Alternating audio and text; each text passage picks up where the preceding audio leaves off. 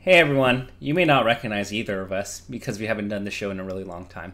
But we're back for a surprise show at 11:20 p.m. But the show is live. The Commentator's Curse, featuring the Crimson Blur and the Crimson Blur and a side of Tafo. There is no better time to do a return episode of Commentator's Curse than DGen hours. We want to keep the inconsistency of this show consistent. You know what I mean? Make sure the fans are kept on their toes. Well, now we know the true fans right now. These are the ones that they see their phone, they see Tafo is live, Commentator's Curse, and then click. They drop everything. You know? They're in bed with their spouse, they leave. They go to their computer, and then they watch. That's what happens. Or they might be in their bed on their phone watching this while they're with their spouse. Exactly. That's the type of fans that we really want, you know? Yeah.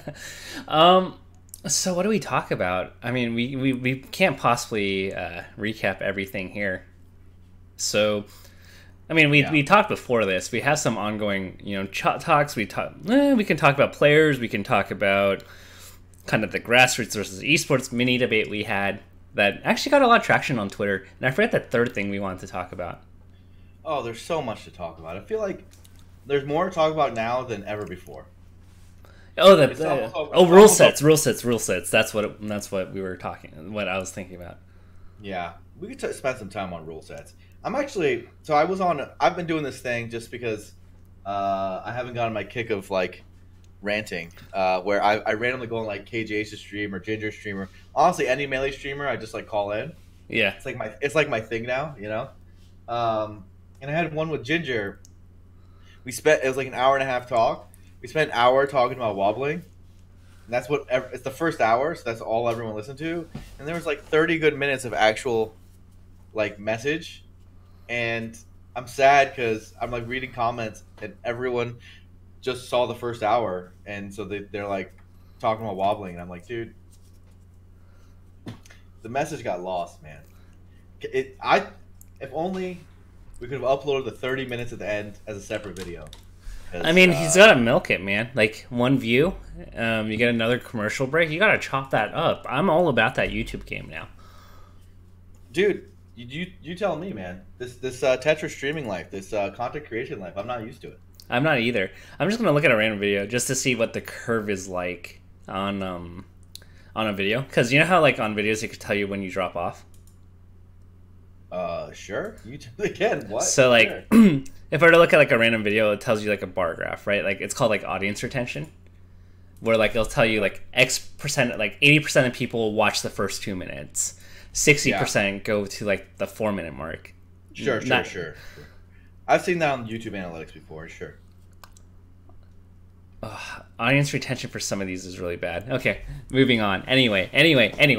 Yeah, I mean, I think YouTube aside, you got to keep those things episodic. Like, you got to, like, chop up everything into 10-minute bite-sized segments. You need to put it above 10 minutes so you can get that extra ad revenue. I learned that 10 minutes is the cutoff. 10 minutes and 1 second, is that the key? Yeah, 10 minutes and 1 second is optimal. But, if you really want people to get to the meat of it, people just don't wait anymore. They don't want to sit through an hour and 20 minutes Blur. That's what I learned. What you're saying is our form of content is actually suboptimal. It's like we're the Pichu of content creation. I was going to say Kirby, but we can go with Pichu. Yeah, we're the Kirby of it. Though I will say that if we handle this in more of like a formal podcast style, like, and really lean into long form, maybe it would work. I don't know. Because some podcasts do really well, right? The long form stuff. Yeah, I mean, I feel like everyone in my office listens to like 2 podcasts every day. So there's got to be something there. Yeah. So, star goals, right? Hey, Atrioc and Stans are killing it out there. Yeah. They haven't posted on Twitter. That's the only way I actually hear about their esports like conduct. So since they haven't been tweeting at all, I actually didn't know that they were running strong. They're doing great. I listen to every episode. Those jokers. I feel like they talk about Melee 90% of the time. Their guests are Melee. They mention Melee. Yeah. All right. So before we lose all our audience to Atrioc, Let's talk about some topics, right? Okay, what do we want to start with? Um, so I guess like there's a lot going on in the scene, right? Like it's a pretty crazy time. We had Genesis, we just had Full Bloom. We didn't have very much in between, if I'm being honest. Yeah, it's been pretty dry. And as far as results go, if we want to talk about briefly, I like to call it the year of the rat. We just had Battle of BC as well, which Axe won. It's definitely, really, really good start for Axe, for second in Genesis and first at Battle of BC. He claimed at his interview at the end that he's like unlocked a new potential for himself. And, I wouldn't be surprised. He was always like one step back from like God tier, and with the gods like being less active, it gives him time to catch up. Like he was always getting better. It's just they got better like at the same pace, so he never really closed gap. It's like pretty crazy. Like when you look at like the meta and you like ban cards, and then you look at what comes up next, like that matchups that Axe has for like the 7th to 12th, like is like really good. I mean, it's like Wizzy, it's Zane, it's can't think of like a bad matchup for him. Zane, Wizzy, Johnny. Yeah. Falcon and Marth, the ones that Pikachu at least goes kind of even with. Like yeah, I think this is a really good meta for Axe, as long as like the other 5 quote unquote gods aren't like in the scene right now. Sure. So that helps, but like I also am curious. Like, I mean, we saw Genesis even when the gods were in attendance, he still did well. You know. So I'm curious. Like, he just looks like he's better now. Like, he is just playing straight up better. I think. I think he's like. I would consider him favored against Mewtwo. I would favor him against Mego in the current shape. Hungrybox would probably still be difficult. Armada's Peach would probably still be a little bit difficult. I think he does pretty well. I mean, I think Plup would also be a little bit hard for him. But, like, he would go even or better than even against, like, half the gods right now. Yeah. I mean, you know me. I'm very high on Pikachu. I'm very high on Axe's potential as a player. He's so technically sound. He's a very smart guy.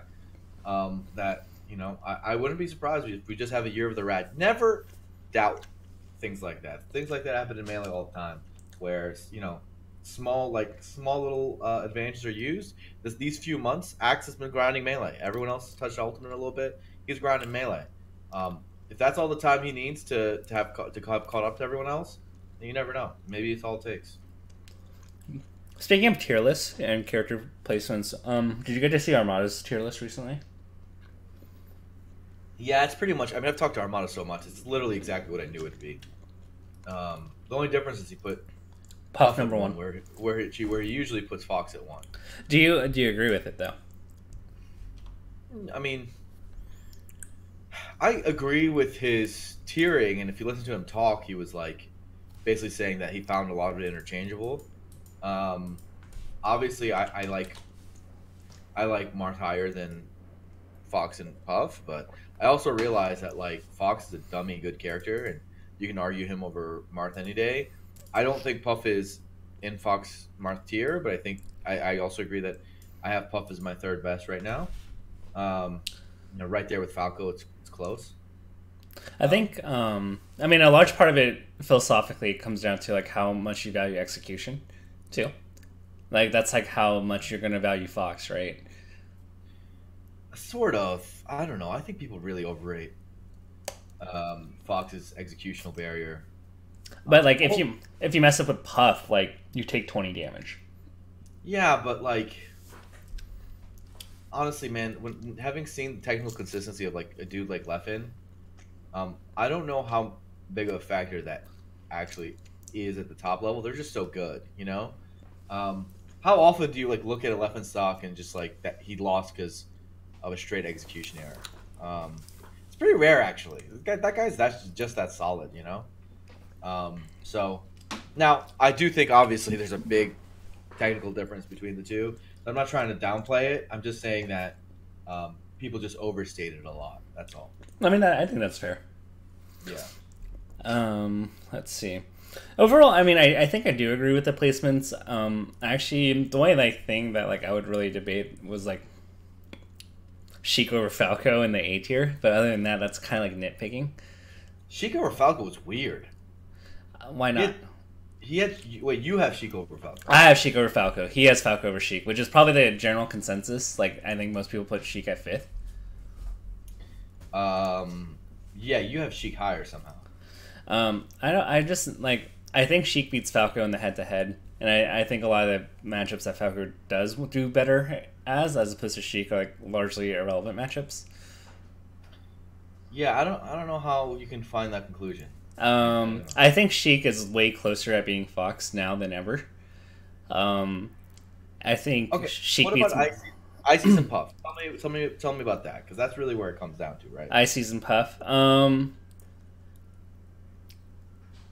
I think Sheik loses to Ices. I think anyone who's on this like Sheik wins train is on a lie. I think Falco wins. Against Sheik? Or I think Falco wins against Ices. Okay, that's a close one though. I mean, it's not like it's weird. Like, that's a matchup where I go from damn Falco wins a lot to like maybe not actually. I don't know. I do think it's tough, right? Like, it's hard to evaluate that matchup because it's hard for me to know just how good lasers are against the double characters. It's hard to know just how good the shield tricks from ICs are. Just how well they can actually get in. You know, like how good the full hop is. Like, there's a lot of like unorthodox variables in that matchup relative to other matchups. That it's one of the matchups in the game which, you know, we've watched them all a million times. I have a hard time pinning down where exactly it stands. It's probably Falco wins. Yeah. And then, but I'm not positive. So I think you're pretty high on like Marth and Pikachu, like based on like potential that hasn't been seen yet. Like with those two characters, I think I feel the same way with Sheik in a lot of matchups. Like, sure. I think Sheik slightly loses to Fox. I don't think it's as dominant Fox as we've once thought. I think Sheik Puff is largely unexplored. I'm not saying it's a very extraneous matchup against Puff, but like I feel like every matchup is like that against Puff these days. I think Sheik does better against Peach than Falco. I think Sheik definitely does better against Marth than Falco does. Like, so when I look at matchup spreads, I think Sheik is actually slightly better. I don't even know if I agree with Sheik definitely does better against Marth than Falco does. I don't know anymore, man. It's mainly so weird, right? Like, and also like your statement of like Sheik versus Peach versus Falco versus Peach. Don't even know, you know? Because like the way I see it is if we're gonna view Ice Climber's Sheik as like an Ice Climber's favorite matchup because of like kind of the punishment game, the risk rewards involved, and the execution, like I kind of feel that same way where Falco is the Sheik of the matchup and like Marth and Peach are like the Ice Climbers in terms of like how difficult it is for Falco to execute in those matchups and win against an opponent that actually punishes. Yeah, and then Marth Falco, who does he even win the neutral? Does Falco even win the neutral? Feels like Falco only wins neutral against Marth when Marth is specifically in the corner. Yeah. And Falco's like got center stage, you know, like almost any other position. I'm not even sure if Falco wins neutral, you know? Yeah.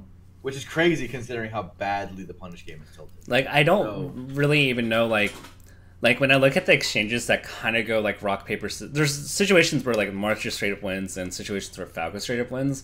But when you kind of get into that scrambly rock, paper, scissors, like, and you bounce like the fact that like they have different punish games that like off of the who wins the rock, paper, scissors, like I just feel like Marth wins. Like whatever plan that Falco has to gain momentum early is overshadowed by Marth's difference in punish. Yeah. Hard to say. It's also very hard to say just how well you know, the theoretical PPMD style would work in today's game.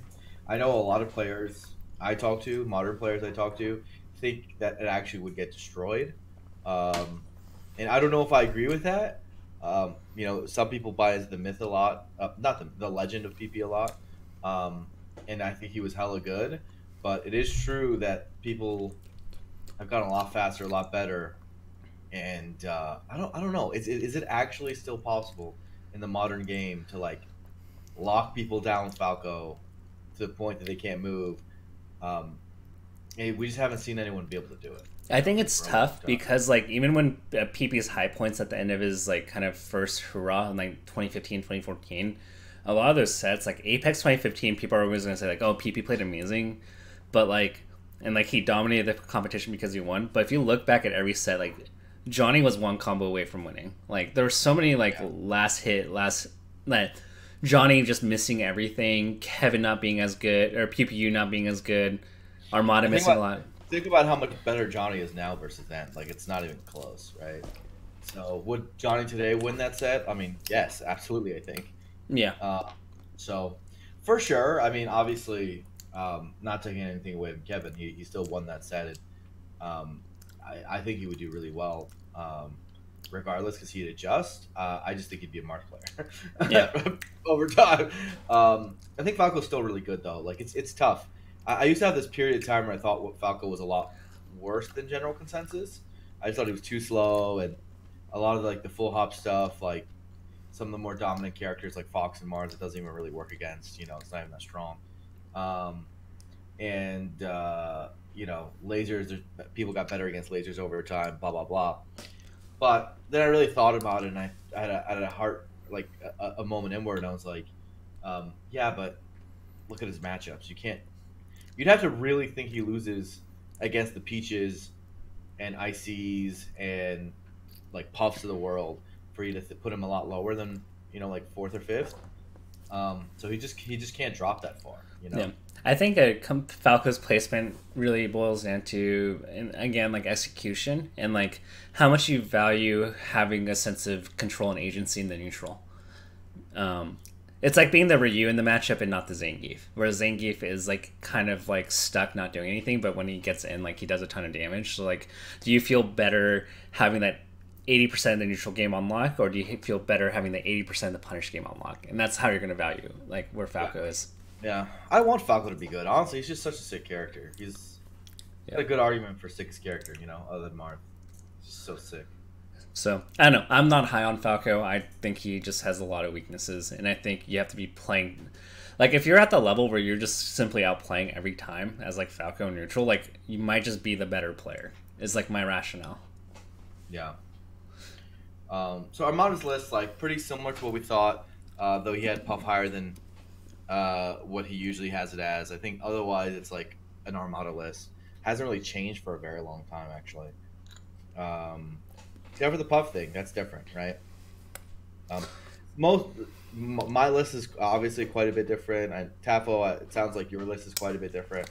I don't think we're both different. I think we're like in agreement of tiers. It's just the ordering of tiers, right? Right. So, and most of us are that way, except for my Pikachu thing. What did you put Pikachu like number 3? Or? No, Jesus Christ. No, I have Pikachu around. I think I had him at 6th. Last I did, which was like below Fox, Marth, Falco, Sheik, and then it's like usually Pikachu I have. Though I don't know if Pikachu and Sheik, they're really close to me. I think people are just so crazy wrong with that character. We're gonna see that over time. It's gonna happen. People are very wrong about that character. We'll see. You know what's interesting? So, I kind of made my last hurrah as a player in 2016. And I feel like in 2012 to like 2015 was the development of like people really refining punish game and getting better at the little things, and especially with like 20XX coming out. I think what I've noticed in like 2016 on is like a new wave of players, and this isn't a bad thing, by the way, that have this. I don't care if I necessarily interact with the opponent in situations. I'm just going to play to win. So you're talking about Chango. The Changos. You're talking about Michael. The Changos, the Michaels, and even just the neutral game. You know how I call it jousting melee, where you're on one side of the stage and your opponent's on the other, and then you just run at each other, and then you just hope that the move you pick just throws the other character off their horse, and then you do it again. Like, you just run at each other. I have a hard time with this so I gotta admit, I'm not entering as much as I usually, like, I haven't entered for in the last year very much. I think maybe a couple times at most. So maybe I'm not hyper informed on this, but at least from watching as much as I do, which is still thousands of hours a Yeah. year, I don't really think people are lamer now than ever before. Like people are really throwing this storyline in, but people, there's been a lame subset of players forever, and it's kind of like a play style that's like always been there. I mean, let's put it this way. I think more people are tolerant, are okay with it. I mean, I guess. I don't know. I think people are pretty mad about it right now. No? Yeah, I think so. I think the spectators are. I don't think players are. Like, every time I go to a major, like, you know, I still go travel to events. I went to Genesis. Every money match I play now is either Puff camping me, Fox and Falco top platform camping me, or ledge stalling me, or they're, even if they're not good at it, they're willing to commit to kind of a degenerative strategy. And that might be anecdotal, but that's something I'm personally noticing more, and people are willing to commit to it more. Really? Because at Genesis, I had just a bunch of brain dead spaceys who just ran into me, and then either I got run over, or you know, I hit them with some sword, and they learned their lesson. Oh wait, can you like trade me those people? Because I get the Puffs and Ice Climbers that want to money match me. I don't get the spaceys. I get Puff and Ice Climbers. It's because you're a Sheik player, dude. they're hunting for you. They see a Sheik has-been, with all due respect, and they think of that's free money. That's free money right there. Hey, I got 65th at Genesis, believe it or not. I don't know how that happened. You're sick, dude. Never doubt that has-beens can be bins. I beat Ralph. No way. I beat Ralph 2-0. Ralph, you suck, dude. Yeah, and I took Mewtwo King to last stock both games. Mewtwo King absolutely sucks. Wait, no, never mind. He 2-stocked me high percent in the second game. I lie. But he was pretty bad. He was pretty bad that day. Yeah, well, whatever. You're a Tetris god. What can I tell you? You're good at everything. Nothing you can do about it. Well, you're like elite at everything. Can we circle jerk each other? Because we haven't seen each other. Okay. So this bad transition into Puff and Ice Climbers, mainly I bring it up because that's been like the kind of talk of town on Twitter. What do you think about it? I mean, the truth is that, like I said, from my perspective, I think Melee is still sicker, like by a long shot, than it's ever been. Dude, Zane versus Axe was crazy. Like, Zane is doing shit that just blow my mind. And Zane Johnny. Axe is Johnny. Like, look at the guys who are competing at the highest level right now. Like, I have a hard time being mad about Chango, but I'm like, yeah, he got top 8 because it wasn't like a extremely stacked tournament. If I'm going to be honest, with all due respect, he's a really good player too. He's been a lot of good players as well. I hear from a lot of people lately that he's even better than a lot of people give him credit for. But it's undeniable that it was a top-heavy tournament, you know? The top level of that tournament was, like, ridiculous and sick. And I think the Puff that we had and people are going to disagree with me, Hungrybox, for the most part, is, at least for me, really fun to watch. Maybe when he really needs to win, so he goes into the D-Gen style, but it's not really a core part of him winning as often as people make out. So I don't know. I thought Genesis was a lot of fun to watch, and the tournaments we've had have been pretty fun to watch. I mean, I don't know if I'm alone here, but for the most part, I kind of just don't see it. Like, I don't see what people are talking about. Maybe out of touch Blur, but you can inform me, Tafo. Are you not enjoying the Melee? Because I think I'm enjoying it. I think this happens in every game. Like, it happens in poker too, where like the mid high level is like kind of converges to like kind of like cookie cutter styles, and it's the people at the top that know how to beat that make it exciting. So the top Melee is really exciting. I think anything that's just like just outside of like SSBM rank, like top 200-ish to like top 80 is like pretty boring for me to watch. But that may have always been the case, and I just noticed it a lot more now. You're saying what SSBM rank? Can you Like repeat people that? from like top 200 to top 80, like I noticed that's Yeah, like a lot more stale. Like everyone's like super cookie cutter, and maybe that's because I'm enjoying the fine steak of like Johnny and Zayn. That like I just watch that, I'm just like, it's not that exciting. for sure. Um, yeah, what Yushu is saying in chat, some of HBox's sets have been the most hype, like against Axe, Armada, and Plup especially. I kind of agree. Like, the, they've been pretty good, and I have a theory at least that like, you remember, Genesis Grand Finals, right? People were rooting for Axe so hard, right? Yeah, And I don't know if I've ever rooted for Axe as hard as I did in that one. And I like Juan. I like Hungrybox. Everyone knows that. But in that particular moment, Axe had never won anything that big, right? yeah, And I'm friends with both of them, and it would just mean more to Jeff, right? Like it would be a historic moment for Melee. So I was over there cheering for Axe and Pikachu and all that cute stuff, right? Um, and I think for the crowd and for the spectators, people were particularly rooting for Axe because it'd be crazy if Axe wins. But I also think that like one of the if maybe the only storyline we have right now in our scene is Hungrybox versus the Field, right? And part of the reason why I felt like that set in particular was hype was because it was Axe versus Hungrybox, right? I don't think that set would have been as hype if it was like that grand finals would have been as hype if it was like Axe versus I don't know any of the other gods, right? Mango or Alephin or frankly anybody, I think it was particularly because it was like it felt like he grand finals reset against Pikachu Puff. We all know how hard that is, like he did that, right?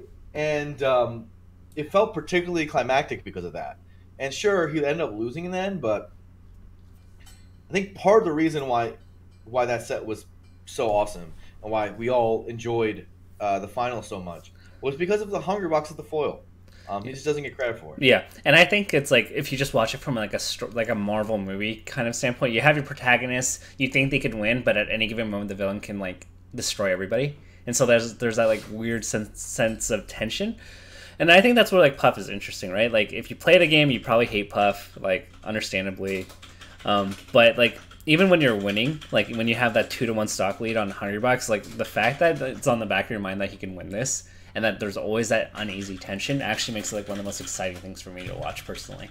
Mathematica says, I don't think HBox is more hype first ranked player than Armada was in 2015-16. The field often feels like it has a chance, which is what I'm saying. Like HBox only wins like a third of the tournaments, right? Like he loses far more often than he wins. So he's a pretty weak number one player, but he's got like this aura about him, but mostly because of this storyline this community's built up of like HBoxer to the field, which like makes it all the more impressive when people beat him, right? Whereas in Armada in 2015, for example, just didn't lose. Yeah. He was just winning every time. And it was actually very obvious he was better than people, and they weren't going to win. I remember it was like really funny because I was staying with Kalindi and Shannon, and Shannon was like, at Royal Flush, is like, I want to quit watching Melee if Armada wins this tournament. And that's like the point that we were at. We were just like, wow, like Armada's just going to win everything. Yeah, because he was just better than everyone. Yeah. And that can be impressive too. And now it was sick because seeing someone be that good is incredible. But 3-0s and like just incredible skill differences can be tough to watch too. So that's just me. I mean, I understand everyone has their own spectating preferences, but I've liked the Melee. Like I think it's definitely not proportionate to the amount of complaining that's going on. I'm getting pretty tired of the negativity in the scene.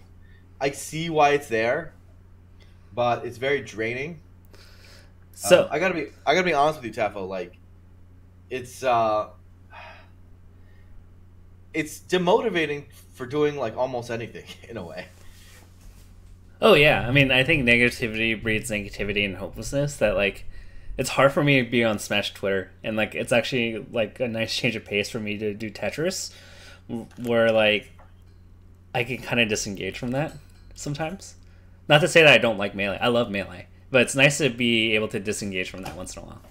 Whereas, I don't know. My question is, I don't know when or why it happened, exactly, because there was other years where it wasn't quite this negative, and I don't really know how it happened. Right? Like I'm a little confused at how it got this way. I don't get it. Like it's just every time I work with a different community, especially smaller ones, um, I get reminded of like how it used to be. Like for example, last weekend, I ran this PAX Arena thing, which happened to have the Nintendo Smash event in it, but also had a Tekken exhibition that we did. And I worked with these Tekken players, right? And they were just sweethearts. They like thanked me after the event. They did like tweet thank yous. They were really good with the sponsors. Like I didn't even tell them before the event to like do um, like this photo shoot thing they had to do in a signing session. They did it anyways. Like it was just really really nice people, and they were like chill about everything from booking them to everything. I mean, I think it's like to like if we're gonna, you can keep going. Actually, I should keep going. And I think for a lot of it, like Smashers are dope in person from my experience at least. But I don't know when it became cool to just sort of be a shitlord, dude. There's no other way to put it. Like it's just really negative sometimes. I think part of that actually is like kind of a sign of an implicit respect that we got to because the low point where we all huddled, right, Apex 2015, everybody knew that it was going to be a shit show, so everybody knew like unless like they played their part in helping out the community, like it wasn't going to run. So like, but now like things are like everything that was bad like 2 to 3 years ago, like production, tournament experience has gotten fixed. That so the level of standards have risen for our community. So like I think it's a sign of respect. So that when something now doesn't meet that standard, like people are gonna complain. And the more the nittier things that people complain about, it's because there's nothing else to really complain about. Yeah, maybe that's it. Maybe they expect a high level, and therefore they'll complain. When their standard isn't met. Um, I think there's definitely something to be said that when positive things get put out there, they just don't get a lot of traction. So people are in this like weird recursive loop where they realize that being sensationalist and writing, negative things gets them the most social response. Maybe it's not even a conscious one. It's just like, hey, they see likes and favorites and whatever, and so they keep it going that way. I've noticed that for sure. Like whenever I blow someone up, it's always, and I never really do it. It's always way bigger. Like I get it's like a guaranteed 3,000 likes on my account, right? But if I do a wholesome Blur tweet, who knows? It could be any number, right? It's just not the same. So part of it's social media and the algorithms, absolutely. But we were on Twitter in 2016, you know, and so were these other communities. I hate to make like a meta social analysis because a lot of times I find that stuff trite, you know, like oh, the community is blank generalization. Um, but I think more so what I'm talking about is how I feel like um, the tone of the conversation, if we did like a tonal analysis, has changed, and I don't think it's changed for the better. Yeah. It makes no sense to me because Melee is as sick as it's ever been to me, and I think the community is as sick as ever. We should have a lot of optimism. We're the Smash community, you know. We're like actually the sickest shit of all time. I just hope people find their positivity again. Like I think that's what people need. People really need, in my opinion, just like just a little bit of hope and optimism in their Smash lives, and because I think a lot of the seeing some of the signs around them, they're taking that out in the worst ways. I mean, I think also to like add like, you look at like this, there could be a correlation that I'm trying to make that doesn't exist, but like I think a lot of things that keep people moving are like healthy local scenes, right? And that doesn't, it's not strong anymore with net play and other factors, you know, coming into it. Where Pika Melee, when everything goes well, it's because they have a really satisfying experience, the very satisfying human experience with Melee. They go to their local scene, they hang out, they eat with their friends, they play some sets, they get a little bit better, and then they leave happy. But most of our interactions now are spectators watching the game, and their enjoyment of the game is going to be based on whether or not a certain character appears or if it's a certain type of gameplay they like. So what you're saying is the social links are happening more often in random discords, in Smash Ladder chats, in Twitch chat, places which have veils of anonymity, which don't have one-to-one human interactions, and therefore we shouldn't be surprised when tonally the voice changes. Yeah. I'd agree with that, but I'd say that it almost feels like too much of a bottoms-up analysis of the tone, because my experience, at least, with social media as a quote-unquote influencer, someone with a following or whatever, and I don't have the biggest following, but is that there's a lot to be... social media is built top-down, right? It's actually not built bottoms-up. Most of them, right? Maybe Facebook is or whatever, but a lot of the platforms we use are built top-down. What I mean by that is Twitter is a one-to-many social network, right? Right. I put a tweet out and it go as a one person, I go out to 30,000 people or whatever, right? Left goes out to 300,000 people. You go out to like a ton of people, right? And then if it gets shared among more, it goes to even more than that, right? And so it's a one-to-many social system. What that means is that it's not very bottoms up. So the average opinion isn't the one that is seen on most timelines. It's actually the top level opinion, right? Like the high-end influencers are the ones who are seen, who impact the tone the most, and therefore they naturally influence the rest of the tone. So what I'd have to ask and question is, if the social networks that we use are primarily top-down, then how can it be that the infrastructure is at fault, right? To me, it's probably just that the people who happen to be our top-down influencers are making messaging and making tone that is filtering down, right? And it doesn't surprise me that that's the case, because that's what I'm seeing, right? Like that's literally what we're seeing. Are those particular influencers who are writing negative tweets doing it because of Smash Ladder? I don't think so. I think they're doing it because that's what they see as rewarding. This is like their outlet or whatever. I don't know. But yeah, that's I'm thinking like, so I think like, you know when like Lovage booed, right? Like Lovage could have not booed in that commentator situation. He shouldn't have booed. Right. He shouldn't have booed. But like he's doing what most people are thinking, right? Whether or not Lovage booed, that's what a lot of people were thinking. Maybe he perpetuates it more. He should have booed. Right. But like the point being is, do a lot of people feel that this particular match is boring because Lovage is saying it, or did they already innately say it was boring? Think it was boring? Yeah, it's chicken and egg almost. Like for example, like I bring Vicky in the conversation, right? Without any context, I let her learn on her own. She came to her own conclusion that Puff is really boring to watch. I did not say anything. I did not slide her. I tried to make it... The only way I did is like, oh, isn't this really interesting? She's like, yeah, I'm not very interested in watching this. Like, I like watching the other characters more. And I didn't really say anything. Like, she just came to that conclusion herself. So what you're saying is that people come to that conclusion because that's the natural conclusion to come up with?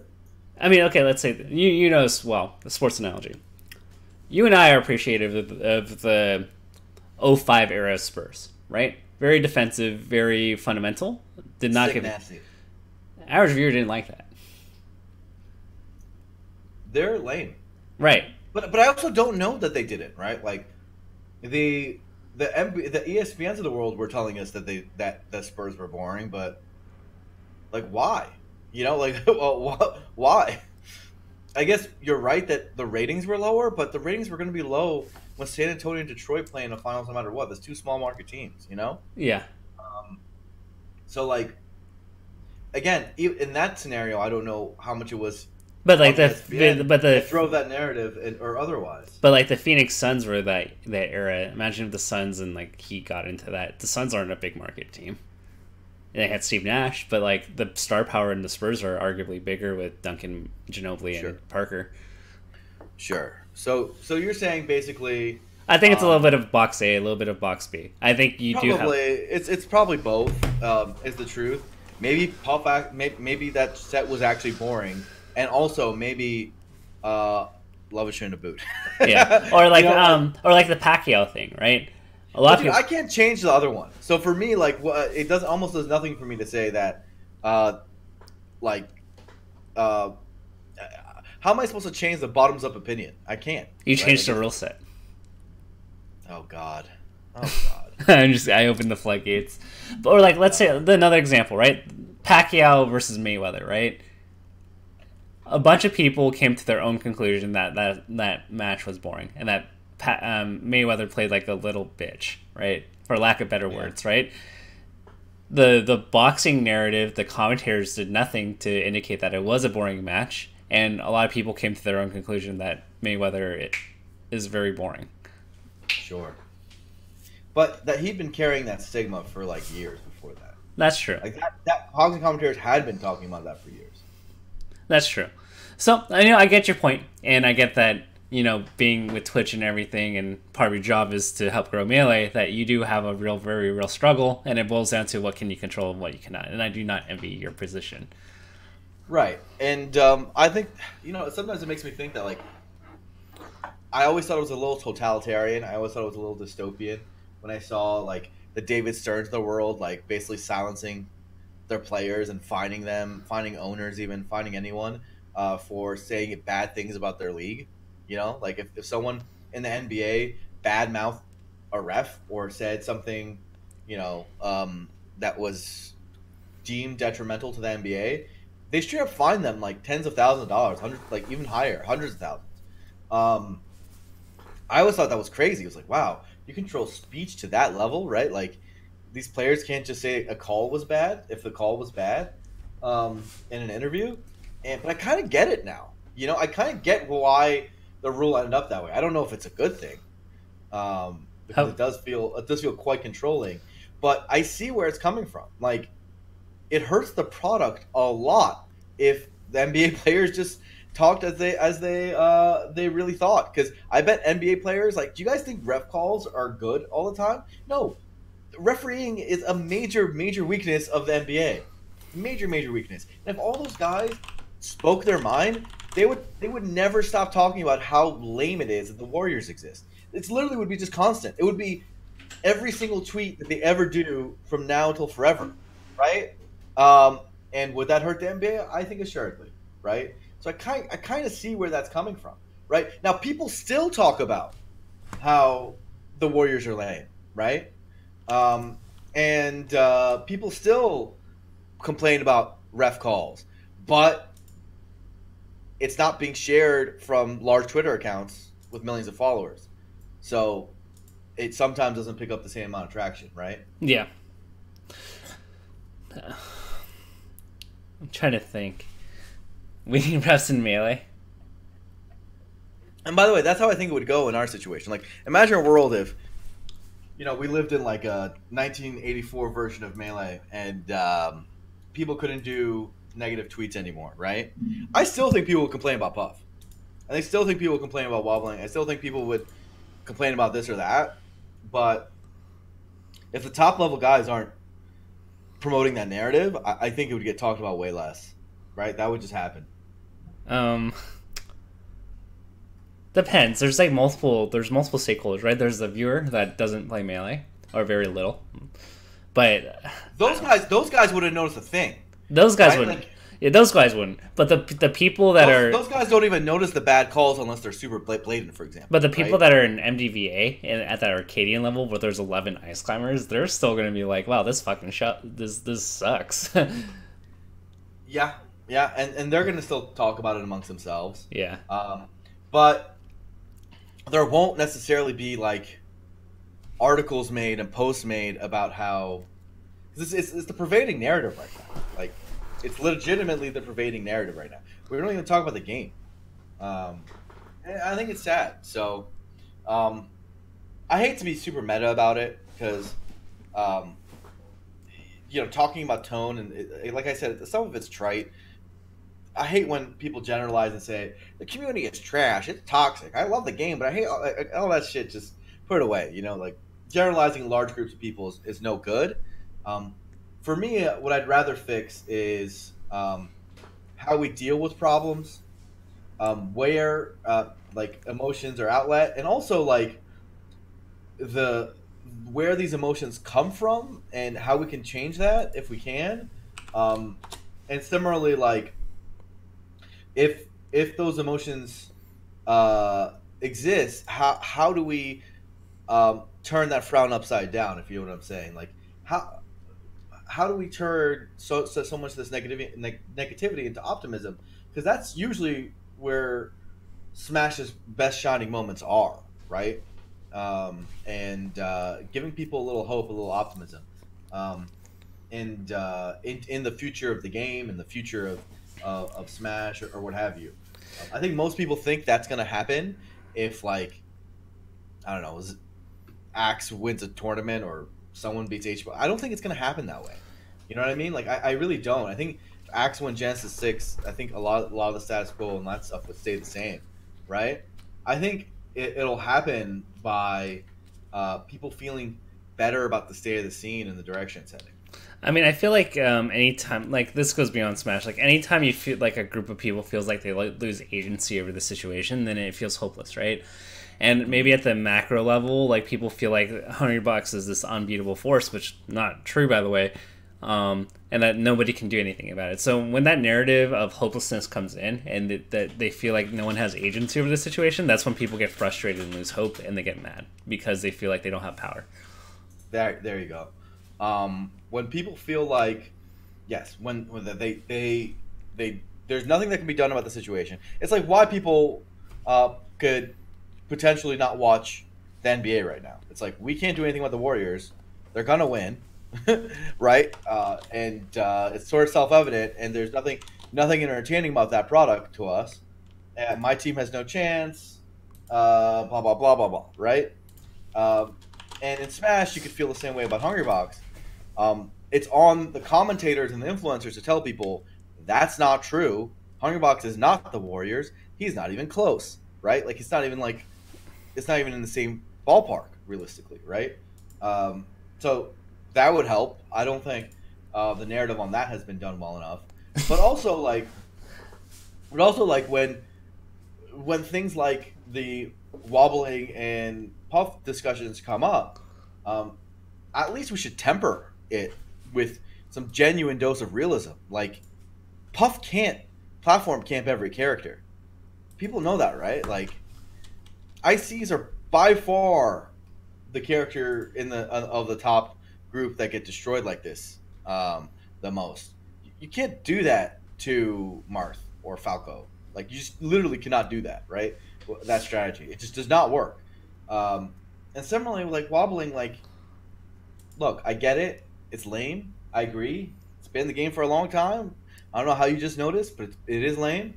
But your character probably beats Ice Climbers. So, like, there's counterplay. There's things you can do in the matchup, blah, blah, blah. And that stuff needs to be said in almost an equal sense, right? Like, if that stuff is given shared time and shared voice, I don't think people would be as angry, right? Because when the tone is put out like there's nothing you can do, it's just a a horrible thing and we're all suffering together. Like it gets a little too dramatic. Okay. It's too dramatic. It gets just a little too dramatic. Okay. What I have to ask you is, right, you're playing within your means, right? Like if I want to hate Wobbling, like I can easily just pick Puff and just hit and kill Nana and then just kind of stall the whole game out. But is that like a product we want?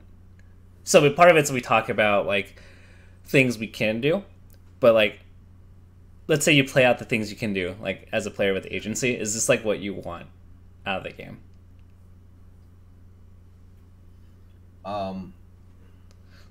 Like for example, like Puff, if you really want to like win or just feel you power, like feel like you have power, you can play Puff, and you can do hyper. Are you making the claim that like Melee played at its end is this? Because I don't think it is. I mean, it's not for a lot of matchups, but like let's say your opponent plays Ice Climbers, right?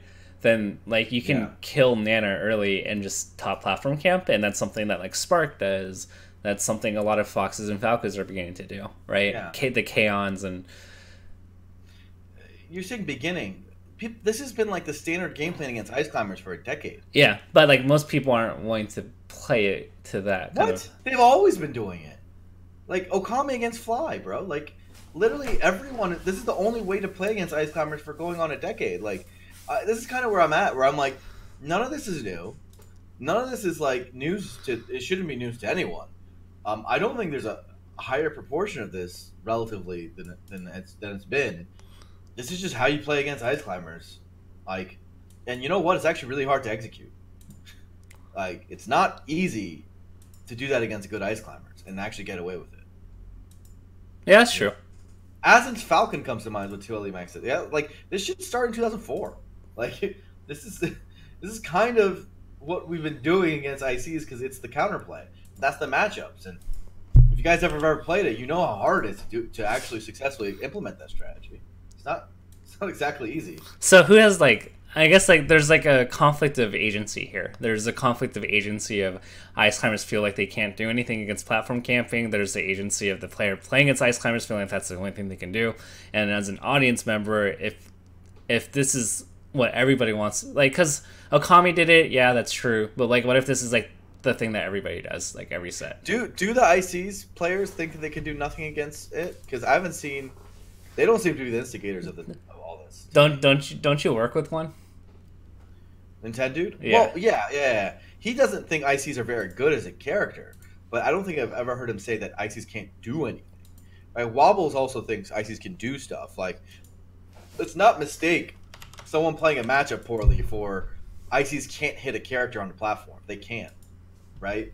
If they're not good at it, obviously they're like one of their greatest weaknesses, and because that's exactly why we all play like that against Ice Climbers. We platform camp them. But they have up air. It's a sex kick that goes up, right? Like, it's fucking good. So, yeah, like, that's, like, part of their character. Like, I would assume they're used to it by now. If this many years in, if 18 years in, you don't realize that that's, like, a core skill. Chasing people on platforms is a core skill of your character. That, like, maybe this isn't the character for you, right? But I would hope most of them realize that that's, like, their job. Their job is to chase people on platforms, get them on platforms, get them on the ground, and then grab them. That's the character, right? And so to me, I think they have a lot of agency. That is their agency. It's to learn that game plan, learn that anti-platform camp game. That's plenty of agency to me. And maybe like sometimes this is a silly statement, but sometimes empathy goes too far, man. I think people just need to call people out for being fucking scrubs. Like, yeah, it sucks you got wobbled, bro. No, tell them don't do that. Like, don't do the early aerial on the fucking Ice Climber shield. Teach the kids to not, so that they never make that mistake again. That's actually an adequate solution, so they understand that they have options. They do have options. Ice Climbers are not that good. Yeah. I mean, there's a bunch of people in this chat. DJ Nintendo made an appearance. What's up, DJ?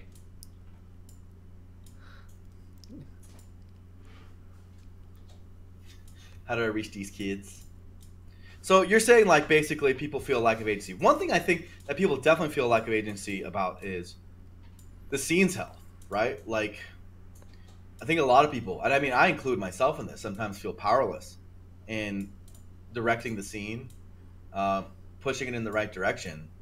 And I think the real undercurrent of all this is that we've been declining for like a solid year plus, right? Like, it's been like 15 months of decline for the Melee community. And Ultimate people aren't going to like this, but their game is not going to, their game is very likely going to decline every year it exists. right? That's just how Wii U went. That's how uh, Brawl went. It's just very common. That's usually how esports go. Melee is somehow a wild exception, right?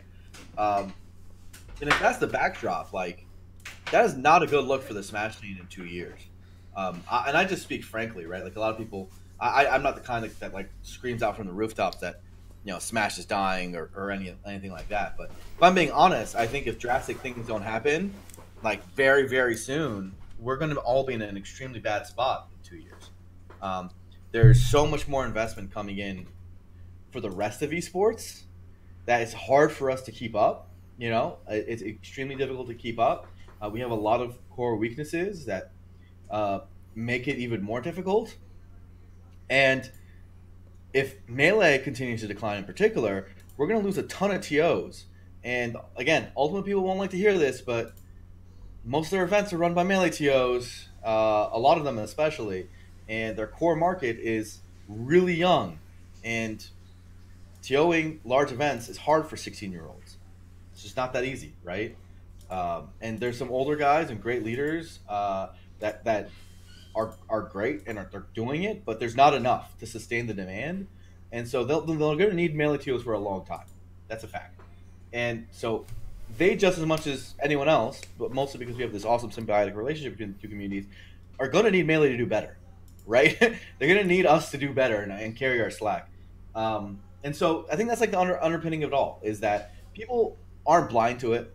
We have a smart community. We have a generally older community. People can see when the game is declining, and you're seeing it in these quote unquote retirements, where a lot of these top players and higher level players are thinking that by the time they get good, where's the scene going to be? And I think what's happening, if I make a meta analysis about it, is they're seeing that stuff crumble down. They're seeing their locals get less attendance, and they're blaming this, that, the other. And it's not a very healthy way of going about it, frankly. Yeah, I mean, it's kind of one of those things where, like, if you say it enough, like, it eventually happens. Speak it to an existence, I guess is what people say. So, I do agree with you. I think there are things we can't control. Inevitably, Smash Ultimate comes out, it's like hot stuff, and then there's a decline, right? But you can do everything in your power to minimize the decline or even grow. And I think a lot of people kind of have a defeatist mindset where just because some things don't go right, they're like, oh, let's throw the baby out of the bathwater and just give up. Which I mean, to be fair, like maybe we're not even dealing with it that badly. Like we've had I'm sure when people saw all of our top players start streaming Ultimate, we thought they'd be back within like a month, right? Now it's like been like 5 months. Holy shit, 5 months, and they're not back. Yeah, but right? Like to be fair, like where were they last year around this time, right? Like usually after Genesis and before the summer, there's like not that many events. There's like Full Bloom and maybe one or two others. So maybe this is per the course, right? Like I don't remember Leffen. I remember Leffen last year playing Dragon Ball. I remember Armada didn't really get serious until like May, and the Summer of Smash happened. Mewtwo King was streaming other games. I don't think it's too far off the course. Yeah, I think it's a lot of it is PR, man. I agree with you. I think the fact that our calendar is so tilted, like there isn't that much stuff in Q1, which is just a huge problem in general. It makes us look a lot worse than we are. We forget that Genesis was like a new record. That did amazing. And similarly, I think that like the summer is coming, and those guys are going to go to those events, right? I do think Plup's going to go to those events. I think Michigan's going to go to those events. I think Leffen stated he's going to go to those events, and so is Mango, right? Like, so realistically, it's just probably going to be Armada who already stated he retired, and what can you do about that, right? But it feels like that the top 6 players are absent from Melee because they haven't been creating content for it, and it feels like because the dropping from Evo, that's another bad sign for the game. And also, you look at the Ultimate directories versus the Melee directories, and you're seeing like a flippage from the Wii U days where Melee had so much in comparison.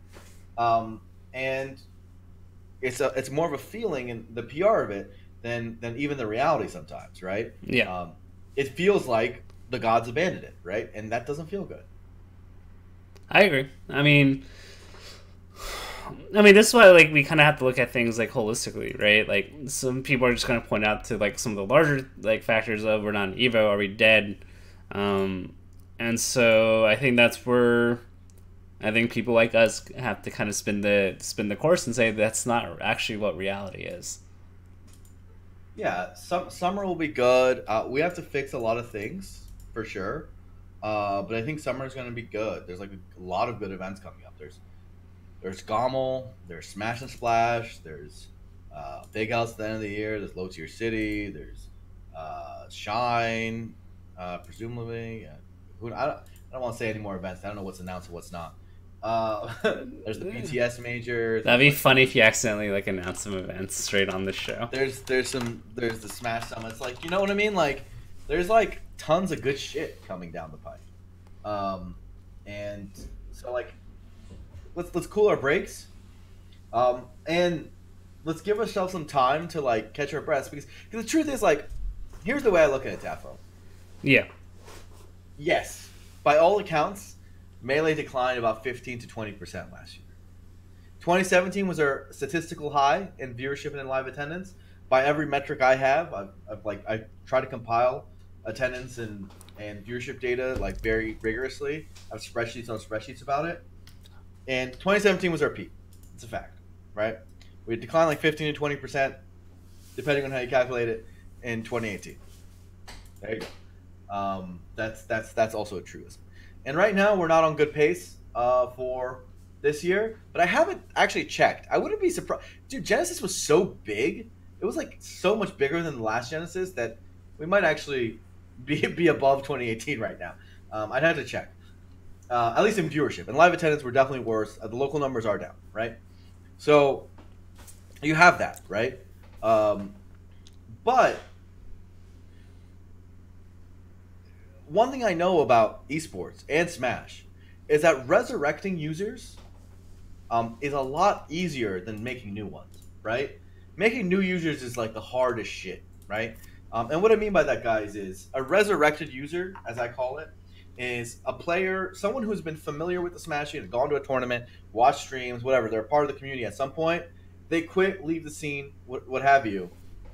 Getting them back in, much easier. And this is not just like a Smash thing. I'm talking about like, this is in terms of tech and every other product there is in the world. This is generally much easier, right? First off, we have their user data so we can market to them. Second of all, like they're just already interested and they're already in social circles which like the product. So when it gets big again, they're going to be interested again potentially, and so on and so forth, right? The resurrecting users is way easier than acquiring new ones. So the people we lost, like with that 15-20% or whatever, getting them back is actually not going to be that hard, right? Making that ground up is not going to be that hard.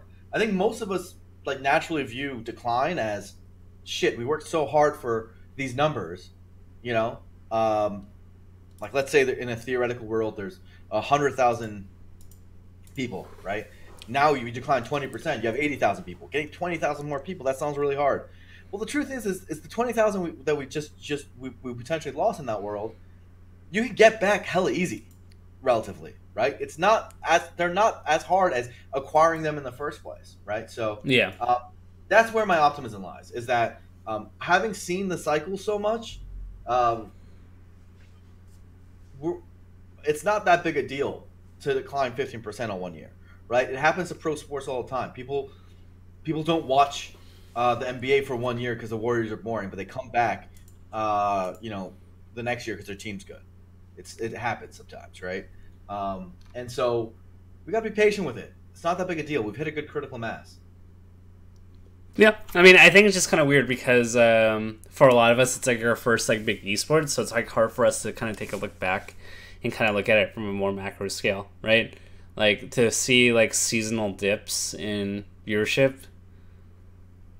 and like go year to year. Like most people aren't gonna have that kind of information, right? To like year to year and see like cyclical growth and all that fun stuff, right?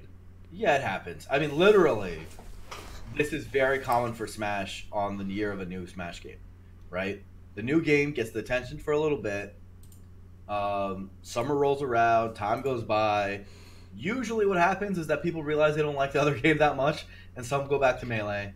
We'll see if that happens with Ultimate. Ultimate seems to be a better game, though obviously a lot of people over there are complaining right now with tweak and shit. But who knows? I mean, but it's similar, like to like. There's not that many complaints in Melee if you really think about it. Like, it's only. It feels like for Ultimate, there's only like a small handful of people complaining. Exactly. Sure. So, yeah. So I think that all that's going to go good. And beyond that, I think that for me, I've had such a change in mentality with how I view, like the community and I think community leadership that I can't help but be optimistic because I've always felt like Smash is the sleeping giant of esports. That Smash, when it has its chains unlocked, it's gonna like rip them apart and it's gonna become a tier 1 esport, no problem. I've never felt that more than right now, actually, and I blame myself for some of for having the wrong mentality about community leadership for a while, but I think that we have a lot of clear paths forward right now that we're going to be able to use to grow the scene. It's going to be great. Circuit. That'd be sick, right? But yeah, you know what I'm talking about, right? Like, yeah, I know what you mean. We get big projects together, and shit's fucking. I guarantee you, optimism is going to be back, like a jiffy, no problem. Are we? I'm just kidding. Are we though? Right? That's the problem, naturally. So we actually had an interesting. Of course, what was it? Twitter. Things can get out of context. What I mean is not, or what I write in 280 characters is not fully what articulated. It doesn't fully articulate what I mean. And I think we talked about this, where I mentioned like, I wouldn't want a community to grow to the point where it gets cannibalized into something unrecognizable. Mm-hmm. And then you responded and said that this mindset is one of the reasons why like Melee, it holds Melee back. Yeah. Right. So we can do a fun little debate. So I think the way I see it is I wouldn't want to become a Fortnite kind of esport if it meant that we had no control of the community. And like Nintendo decided to change the game to a point where we get a bunch of new people in to the point where they had such a large say that the Melee of the game is no longer Melee of the game. Sure. Like so Fortnite, just to clarify, I don't call it an esport, I call it an iSport. There's a very, very noticeable difference. What do you mean by I for people unfamiliar? iSports, as I call them, is currently the new hot industry. It's influencer sports, I call it. And if you're paying attention at all to the rest of the games out there, it's actually the part of the market that's growing and where most of this stuff is going.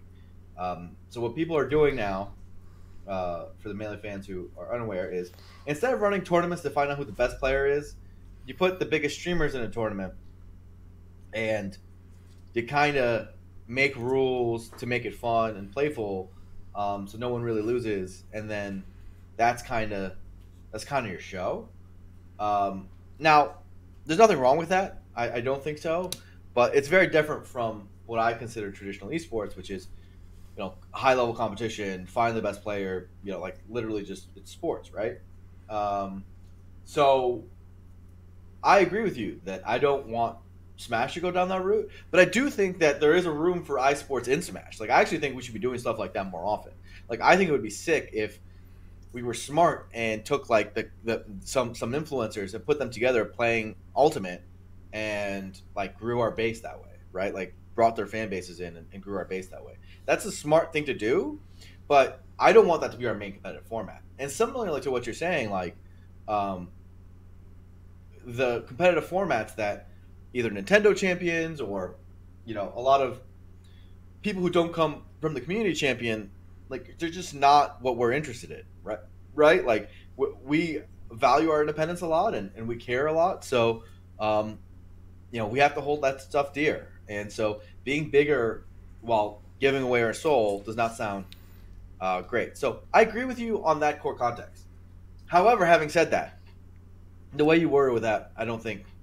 I think either there was a misunderstanding in what you were trying to say, but regardless, the point I was trying to make, right, was that most. So I think Smash's problems are fixable. That's basically my thesis now, right? How is this different than Blur of past, right? Why has Blur, what shift did Blur have slowly in mentality over time that is important here, right? Why do I think I was wrong in the past, and what do I think has changed? If you've been a long time viewer of the show, I've always complained about how we always have licensing issues when going after larger sponsorships. We are, obviously we have our grassroots ecosystem, but because there is, it's only sustained by ticket sales. That does not scale very well, and it's hard to grow that way. And finally, like we're limited in broadcast opportunities because again, you need a license for all that stuff, and so on and so forth. And especially, I looked at the competitive ecosystem, and I saw all these other games getting large publisher support, and I was like, look, we have to do something to bridge this gap. So I worked really hard for years on bridging that gap, publisher relations, right? And I think I did a lot of good work in that time, in making that happen, and I think it was very important. However, and I said this is a bit of a repeat of what I said on Ginger stream, but I want to drive this home point in as many broadcasts as I can. I think I missed the larger point, which is that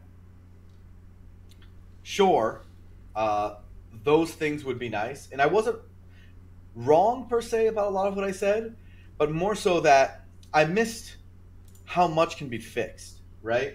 I missed the 90% of Smash that's just straight broken that we can just fix on our own, and we don't need anybody's help to do it, right? And how I think I placed the cap on our system and our growth at a far lower bar than it actually would be, if we did it optimally, right? And we put it optimally. In so many ways, I thought what we did in 2016, 2017 was about as much as you can expect from grassroots, and I think that's actually really wrong now. I think that part was part of my assumptions was really wrong, right? Very, very wrong. And so the change in my mentality is mostly this: is that I think that the vast majority of Melee's problems and Smash's problems can be fixed. I think the reason they haven't been fixed is because we just haven't done it. I think that hard work can solve literally all of our problems, and smart thinking, good strategy, can solve basically all of our problems. And all we have to do is literally be smarter about it, take the right strategies, be more business minded, and work together. It's literally that simple. And it sounds like it's silly because I think smarter people would have come to this conclusion sooner than I did. But it's really that simple. Like, we can go way farther than we have, and I want to spend whatever time left I have contributing to the Smash scene and this new mentality, focusing on bringing that positive message to the scene, where I look at the problems we're facing and try to fix them instead of waiting on this or that.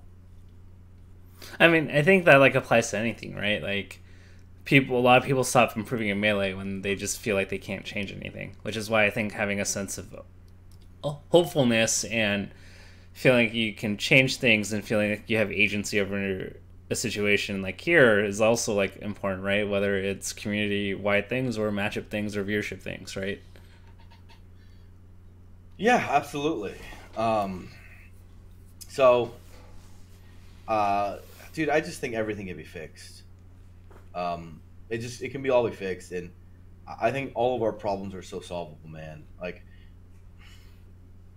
I don't know how to explain. Like, I really just think that everything I see, I know how to fix it. Like, I know everything we need to do. I can think of the next like 5 years of what we need to do, and I'm really excited for it to all like play out. And I'm so jazzed about that. I'm very, I've spent, I think, the last year and a half like being a horrible community leader, if that's what I'm still what I'm still am, and I'm really hoping to turn it around almost, because I think that the game and scene needs some optimism right now. It needs some big moves and needs some changes, and I certainly think that you give the Smash scene the opportunity, and we're all going to step up. We all know this is a critical time. I think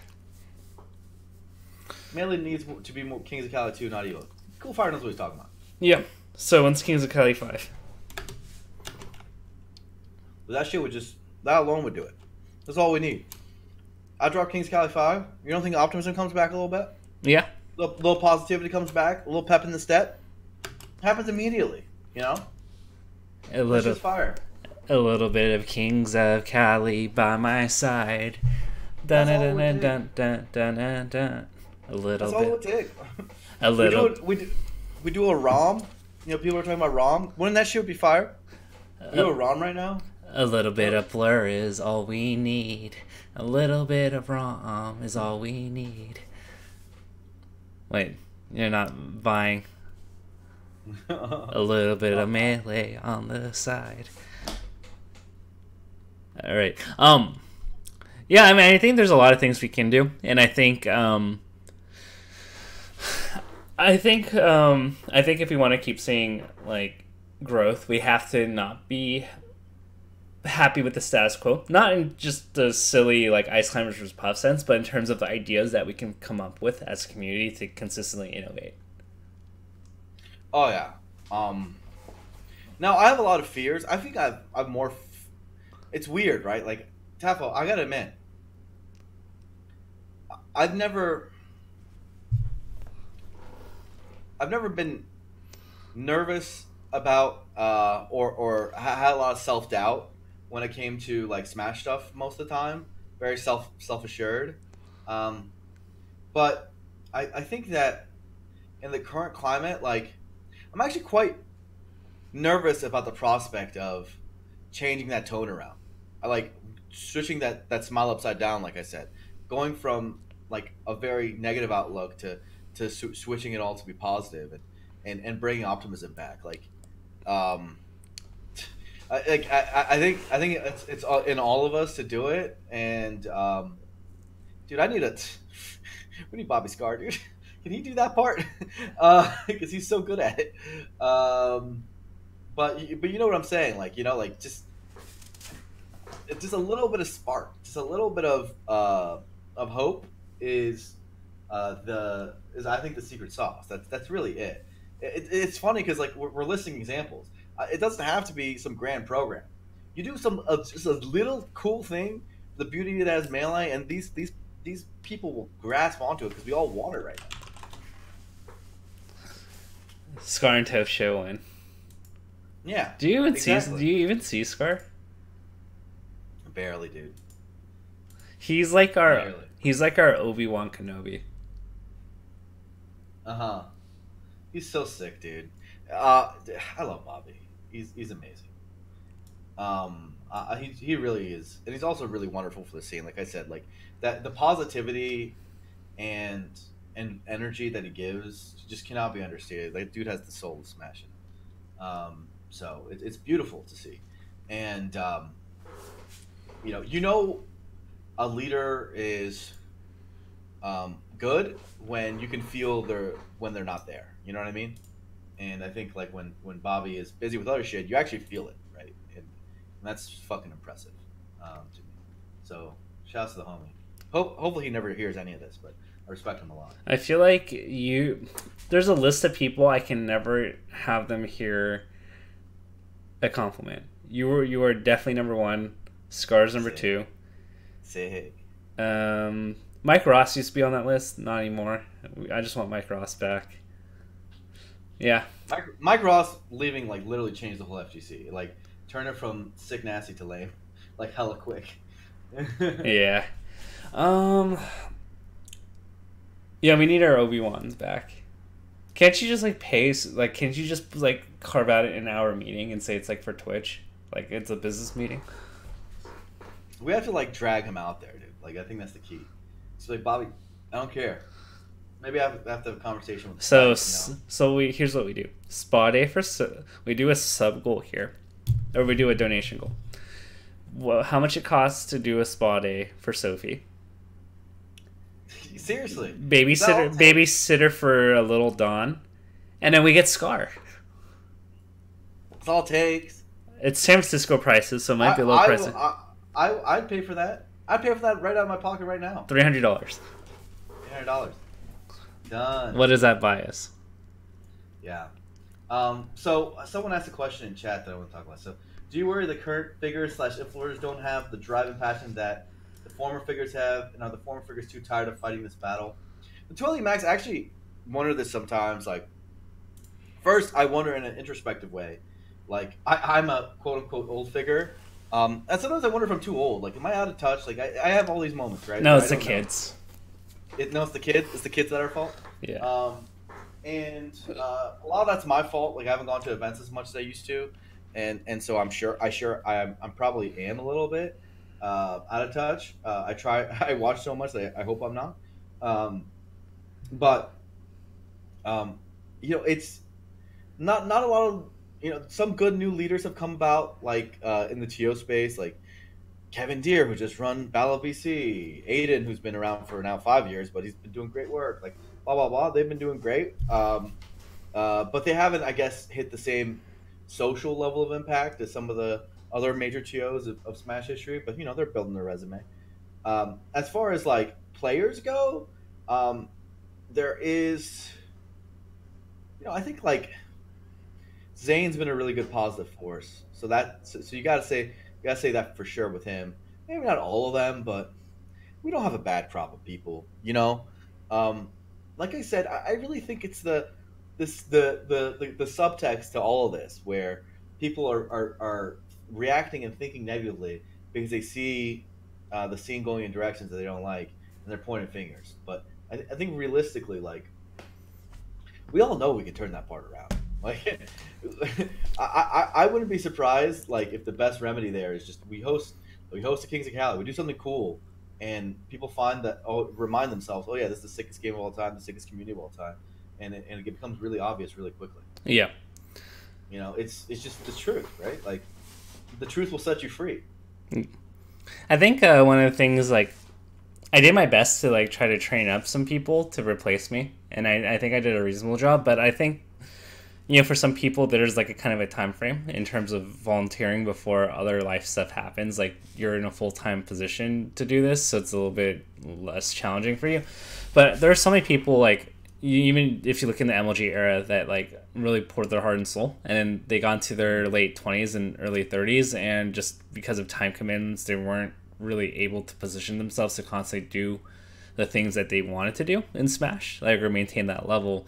So I think the best thing we can do now is we continue to have a revolving door of encouraging people to continue to do as much as they can, but also train up people that are younger, so that you have a constant flux of people coming in and out. Because once you hit 28 and you have kids, like, you just can't do the same amount of things you want. I agree. I think mentorship is huge. I've at this point, there's been so many people I've tried to have as like a little mentee over time. Like, sometimes I've lasted so long. Like, my mentees retire before I do. You know what I mean? They're out of the scene before me.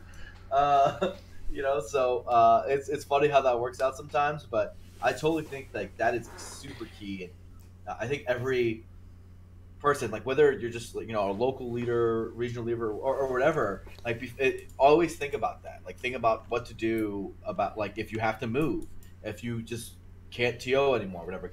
What is the next step for your region, and what's the next step for your scene after that? And I think even at the global level, to think about that is important too, for sure. And you're never gonna have like a direct one-to-one replacement always. Everyone has their own talents, but it definitely helps stem the tide, for sure. For me, like, man, the last like year and a half has been super frustrating. I can't lie. Around like basically last year, my position at Twitch changed. Like I spent basically the first 3.5 years of Twitch as the like account manager for everything Nintendo. Everything Nintendo flowed through me, which includes like all business development deals, everything related to partnerships, everything related to like partnered accounts, just literally everything, right? And it was a super rewarding job. We ran a bunch of events, whether it was like the PAXs, the Five Gods, started up a whole bunch of new tournament series, which like were like the bringing DreamHack into Smash, bringing Summit into Smash, making like some cool new content formats, like bringing Smash GG into the fold, like a whole bunch, basically a whole bunch of stuff that I felt really proud about and doing, and as well as like stuff like managing the Nintendo relationship. That part of it was great, but around last year, my role changed to a more generalized esports role, and that's why I mean, unbeknownst to most of the Smash scene, because I never post about it, I've been hosting PUBG events, or like running an Apex Legends tournament, or running a StarCraft 2 event, or like last weekend, like it was the biggest Magic tournament of all time. I was like in the backstage, running, helping run that show. So I always find it very funny when I'm at like those sort of like generalized events, and there's someone in the crowd who goes, "Blur, what are you doing here?" I'm like, "Yeah, it's actually my job right now, to do this stuff." And I still help out with like a few things I'm quite passionate about. Like I think Tekken World Tour is one of the coolest things. I love their format, and I loved helping out with that. But it's frustrating to me because I like seeing Smash decline, Melee decline in particular, in that time, and I haven't been able to focus on it much. There's it doesn't feel good to me because that's like actually my passion, and so it's weird, right? Like I actually learned a lot through the process of working on other esports and spending that time, but at the same time, like, dude, never been a time where I want to work on Melee stuff more than now. I just feel like we need something, and so it was just been a tough year and a half, I'd say. Yeah, I mean, the more I think about it, like, other than like the 2014 year and maybe 26, whatever the year we had PAX and everything, like I feel like everyone's like very pessimistic, like in April, May. Every year this happens, as Melee That's dying. true. Like, That's true. it's kind of like the Summit cycle where like Summit voting happens, everybody complains about it, and then like everybody watches Summit, and then everybody's happy about Summit, and can't wait for the next one, right? Like, maybe this is just the part of the year just because we just don't have many events that people are just pessimistic. We need to change that. Yeah, we definitely do. I mean, I think the one thing that was like the most helpful and just made storylining easy. I mean, I always bring back the MLG Anaheim year where like you got to keep track of the points, and every 2 weeks there was another event, and then people would calculate, well, like, what do you need to get in, like who's going to get in, and like. But I think when some people say like there's no storyline, like you can create a good storyline and set the narrative to like anything. That's what like a good commentator does. Like with the bad matchup, like they make it compelling. And no matter what the state of Melee is, from like what players are winning, what players are losing, and what characters are being repped, and what events coming up, like a good storyteller can always find a good story out of it. Yeah, for sure. And I think like we moved from the Five God storyline to HBox versus the Field storyline, and I just don't think it's like as good. Well, I mean, like even like last week, it was like a no god tournament with Zane, SUJ, and Axe. Like depending on how the brackets pan out, like you didn't really know who's gonna win that bracket. Yeah, I did, dude. Axe was gonna win. Axe is favored against both SUJ and Zane. Like that's true. I mean, but he wasn't like an overwhelming favorite either. Like I felt like it was. Like SUJ beat Axe at Genesis. Okay, you want to know their lifetime record? Yeah, I mean definitely. I mean, I would say like he's not like an overwhelming. Sure. Anyway, so I think regardless, the point is that the stuff's exciting. Getting the storytelling right and talking about the game in a more holistic sense is for sure true. But like, looking at it from a more macro perspective, like having these sort of gaps between events, it sucks, right? Like, we basically have had like 3 events of note in the first quarter of the year. Just not enough, right? Like, it's just, especially since our home streaming is like so low with most of our major influencers streaming other games. It's just not that much content, right? So, Hey, at least we're not Overwatch League on the off season. yeah, they're straight dead. So, that's true. That's true. I mean, like, we've survived these things before, right? Like, post MLG era, like, there was a time period where PC, Korean DJ, Ken, as an all left at the same time, pretty much, right? Yeah, they're not gonna leave though. That's the thing I want to like temper the thing is that so much of this is perception. Like, I don't think Mango is going anywhere, guys. I don't think Mewtwo King's going anywhere. I don't think Hungry Box is going anywhere. I know some of you might want that, but it would be horrible for the scene if he did. I don't think Plup's going anywhere. Like, Armand's retired. We'll see how long that lasts. Who knows? Maybe he's gonna focus on Ultimate. And you know what? That'll be kind of sick to watch in a way, right? Like, I'm actually kind of excited for that. And so, like, I actually, like, it's very overplayed, some of that stuff. Absolutely. And similarly, I feel like, because of the Evo drop, we just had a huge PR hit. Like, we had do you see the Score esports video? I didn't know if I could dislike a video anymore. Like, they were like, Melee's not an Evo, but that doesn't mean it's dead. Did you see that video? Yeah. And now that title makes perfect sense. It doesn't mean it's dead, but then just like hear the tone of the video, right?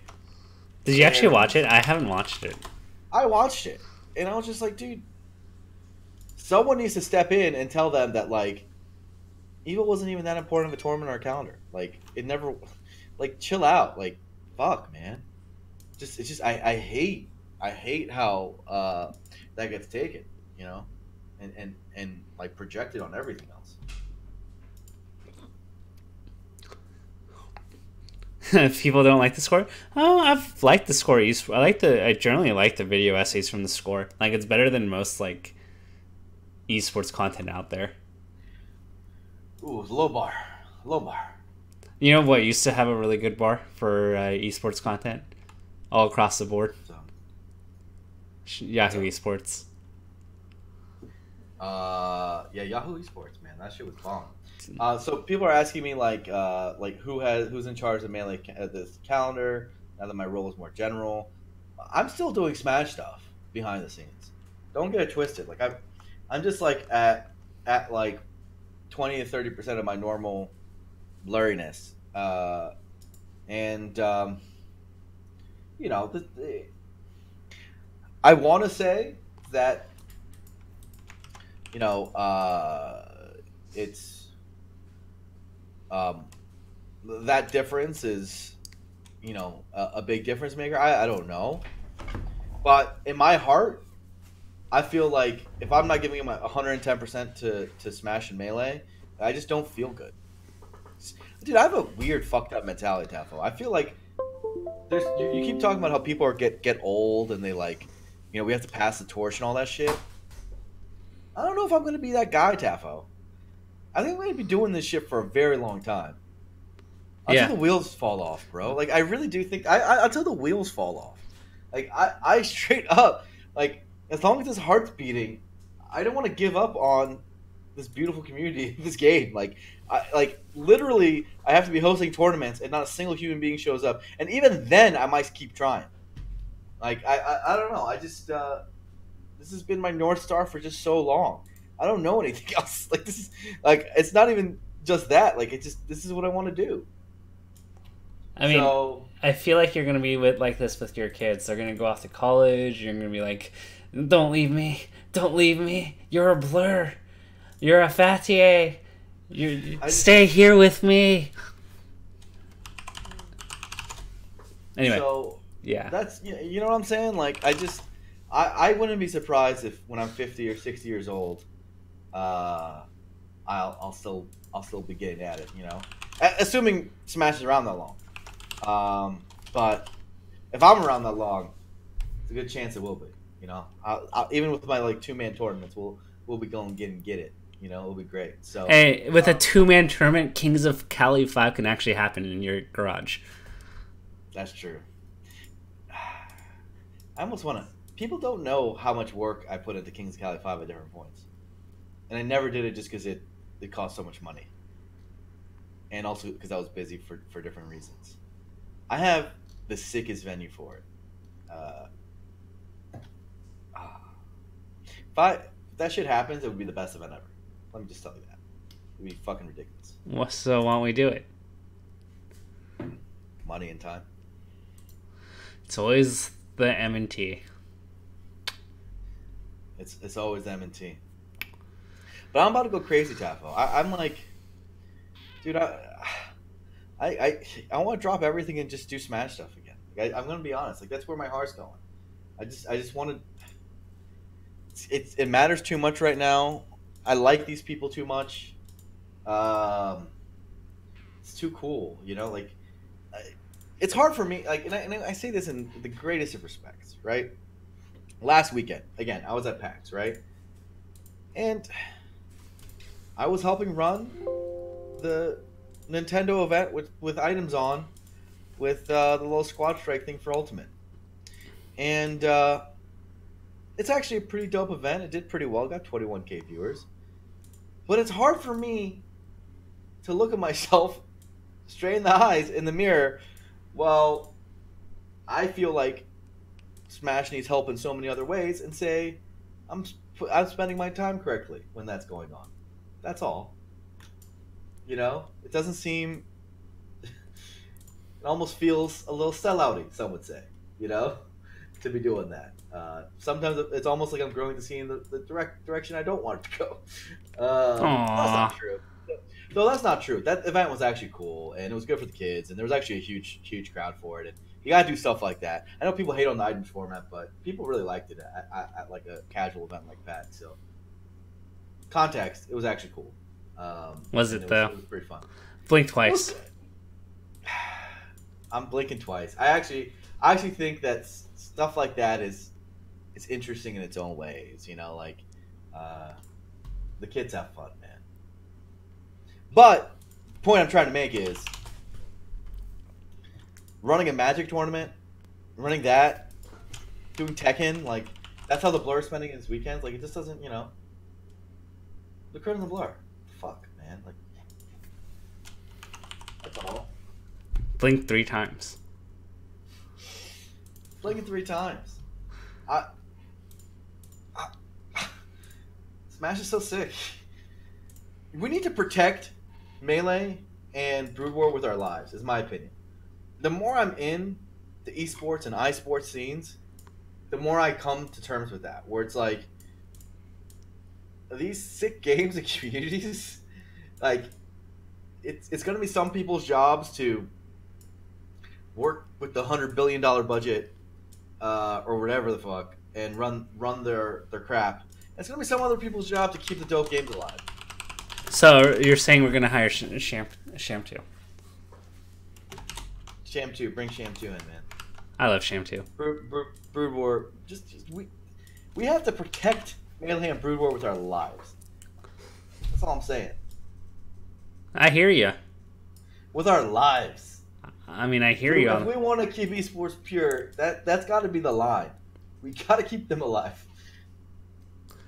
Can we toss in classic Tetris into the mix?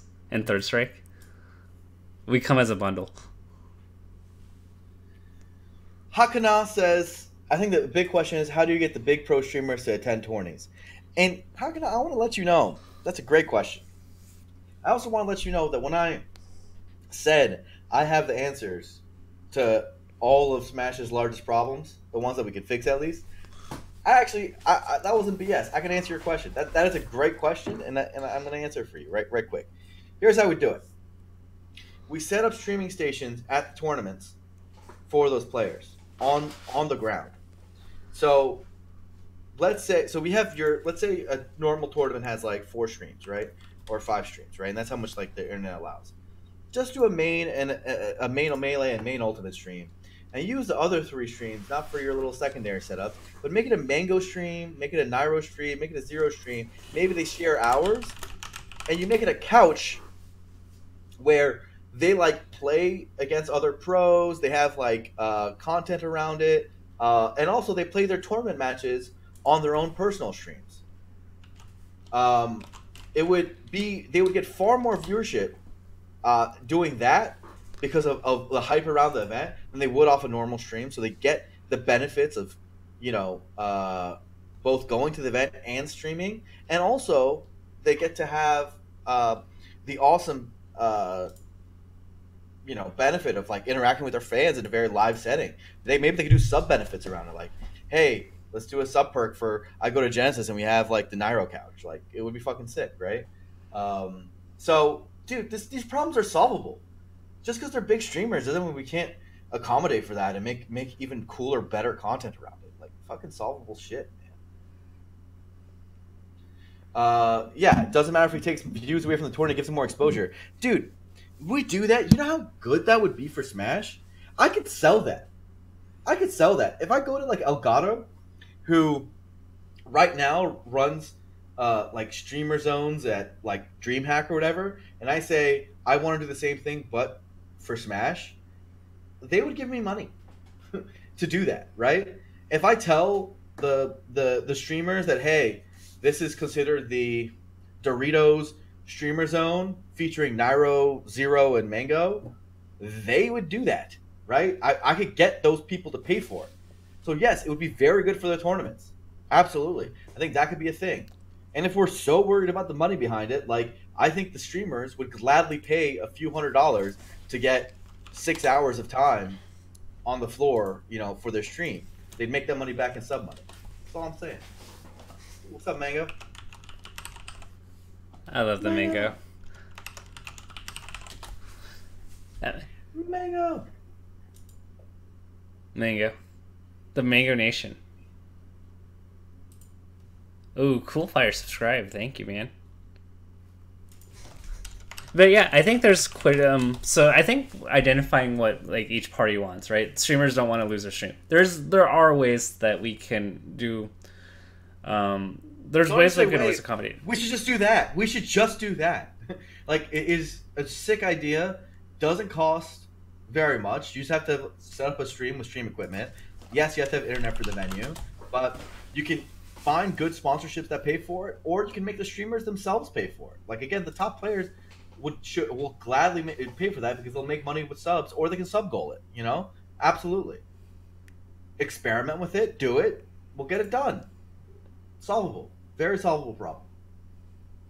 And then, like, what is the negative of going to an event? If you can stream at the event, if your tournament matches are going to be broadcast from your own stream, and you're going to like have live sub interactions where you can make goals and sub perks around that with your fans at the event, plus you get to compete and grow your brand and represent your team, like, of course you're going to go to the fucking event.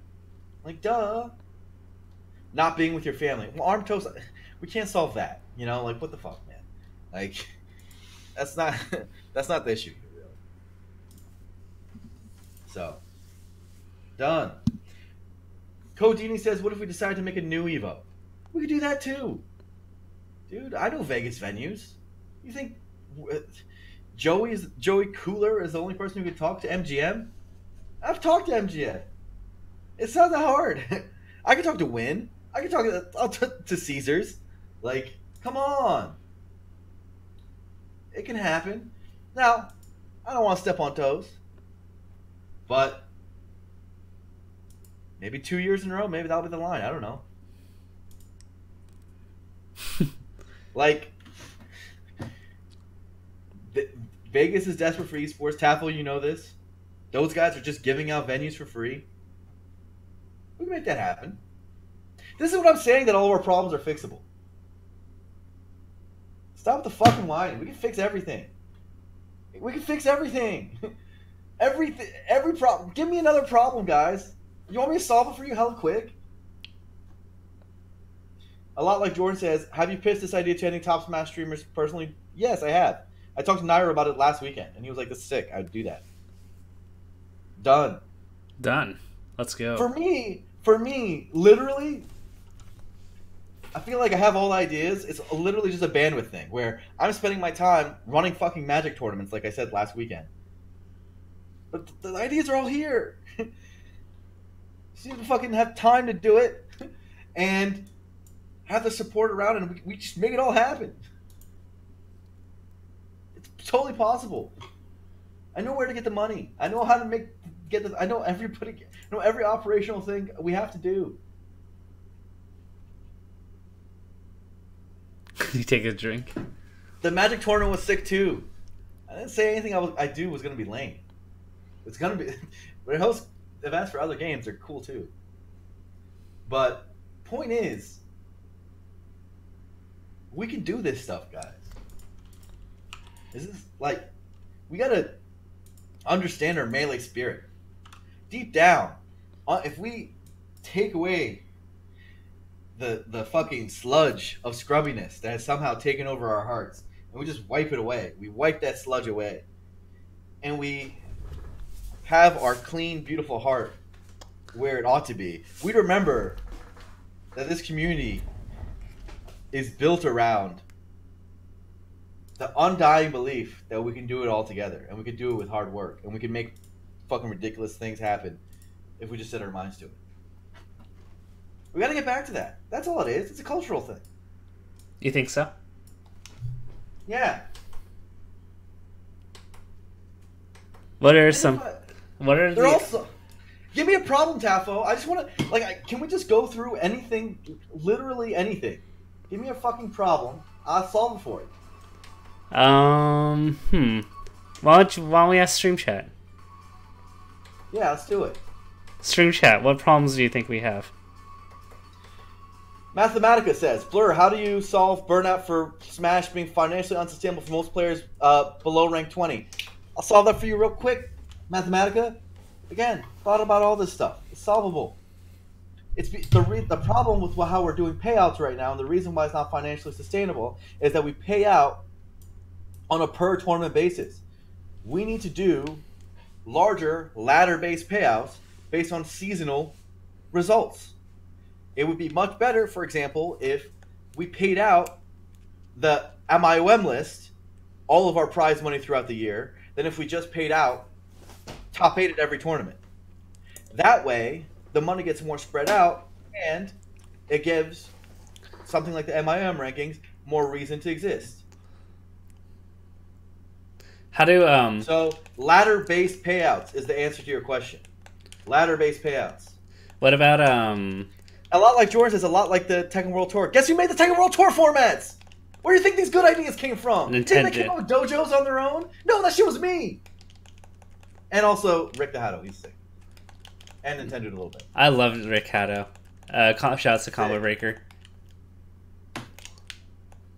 Sick. Alright, next problem. Give me another problem. Give me another problem. Tafo solves these Tetris problems. I solve these Smash problems. We'll get it. And I just put my spin on things. How do we get licensing from Nintendo to do the stuff we want? Says Vincent. B Fandango. Easy peasy. First of all, we've been doing it. We actually have a ton of licensed events. It's been done. But the main way to do it is to maintain a good relationship with them, as we have been doing. And also, like, look at their open license, which is now open, by the way, which basically gives you a general license to broadcast Nintendo games. If you've gone on their website, use that to your advantage. Communicate that to sponsors. Be like, Nintendo has an open license for their games. They do, by the way, right? That's actually a new thing. People need to start using it to their advantage. Nintendo has a very progressive policy on licensing now. They used to have the worst policy. They flipped that shit and made it the most progressive. Partly due to a lot of the relationship work we did over the years. That's great. Make sure people know that. Make sure people understand that Nintendo is dealing with esports like Valve deals with esports, which is hands off, you can run tournaments, like, that's cool. And God bless them for doing that. You know? Let's give them some credit. How do we say Falco? How do we say Falco? Okay, I don't have to answer that. Talking about Melee community issues. Falco's fine. But, God bless. God bless Falco. That's on Westfall's to fix. That's on Westfall's to fix. See, that was out of my control. Poor Falco. If you just blow wind on them, they just die. Mr. King Funk says, how do you incentivize people to attend locals instead of sitting at home and net playing? The answer, King Funk, is the answer to everything attendance related. We need to give people goals. They don't have goals. They have on net play. They have goals. They want to go to plat. They want to go to silver. They want whatever. They don't have that at a local level. All we have is a top-ended incentivized system, which is based on subjective ranking. We have a PR. PR is too high of a goal for most players. You need to make a smaller set of goals for those players. They need to be able to achieve something at that local tournament that has sustained real value. That is the primary problem. That's the primary problem here. Not the entry fees, not anything else. That's the primary problem. They don't have goals. Fix that, you get more local attendance. How do we save teams? Oh, we save teams easy. You have to give it a better time slot. We did it for... This was me advocating for it, by the way. We did it for a while, and guess what? Teams got similar viewership as singles. Right? You guys remember Genesis 3, was it? That had PewFat versus UGS finals and Left and Ice and all that, and had about the same viewership as singles finals. The reason why that happened is because it wasn't given a horrible, shitty time slot. Don't listen to anyone who tells you that putting it on Friday is the right solution. It's not. Right? Give it the correct storyline it deserves. Hype it up with content pieces. And give it real commentators, and it'll get there. It'll absolutely get there. And the competition will be back. Right now, people don't feel like competing in teams because it doesn't feel like a real format. It doesn't feel like something real that they have a meaning to compete against, That's all it is. The competition has gone from teams, and PewFat's the only one left because we're telling them it's not important.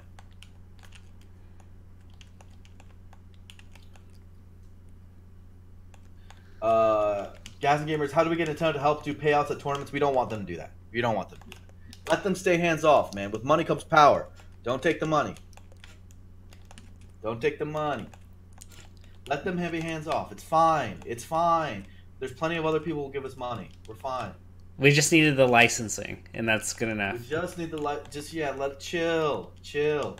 We'll run some Splatoon ads. It's cute.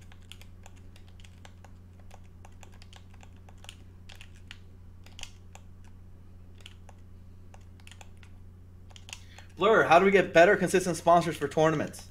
Oh, that's easy. We need to make our broadcasts actually valuable.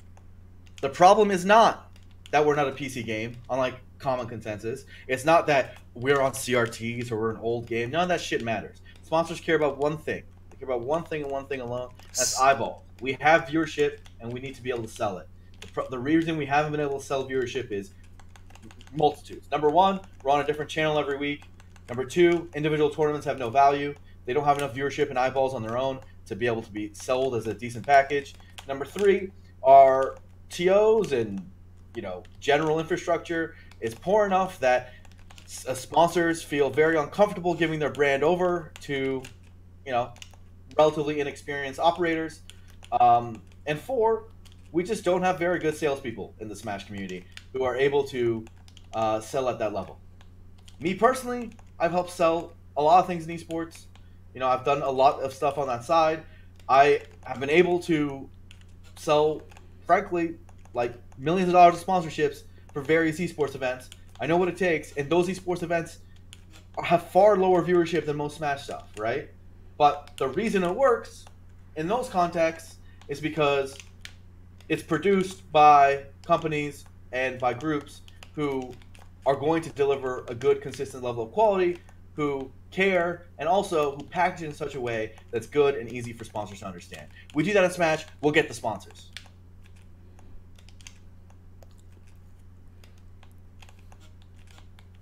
There's a bunch of good questions coming out, by the way. Derek says, do the girls you bring home like that poster when they're on your bed? I only bring one girl home.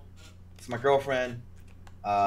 Don't tell her, but I'm going to marry that girl one day. It's going to be beautiful. And she gave me those posters. What else is there? What are these questions?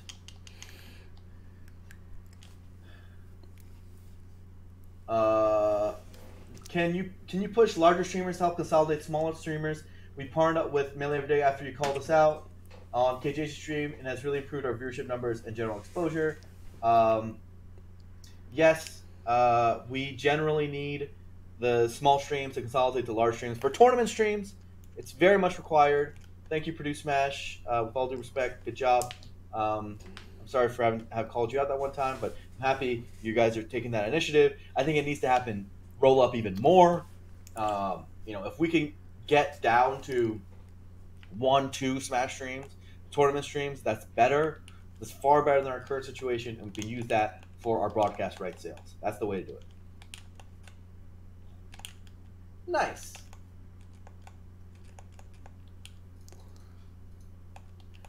Hoel says, how do we stop people from retiring? By giving them optimism and hope. If you read most of these retirement posts, like Moki's, for example, they just think that there's no future in Melee. There's nothing they can do. It's hard to.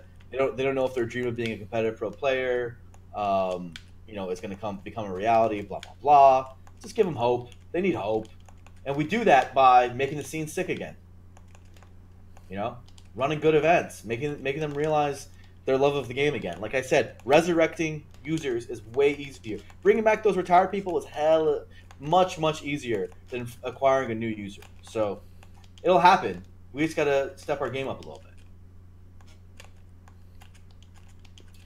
Hinder5 says, do you think the general Smash community should team up with Splatoon more? If Nintendo pays for it, absolutely. Otherwise, nah. It costs a lot to run Splatoon events. Blur, Lucky says, how do we make the UCF the standard 100%?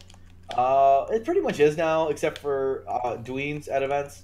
It's the best we're ever going to get, Lucky, so that's really the answer. Wait, Lucky's in this chat? So. Wait, why is Lucky in this chat? That's really the way to do it. How do we get Frozen Stadium? I do not think we're going to get Frozen Stadium. Other than events that, regional level events that are going to do it. I don't think we're going to unify around that. I think a lot of people don't want it. And also, a lot of people are against game mods. Bigger events have a hard time doing it, so it's just not going to be really a thing. And everything, right? Some events will do it. Some events will do it.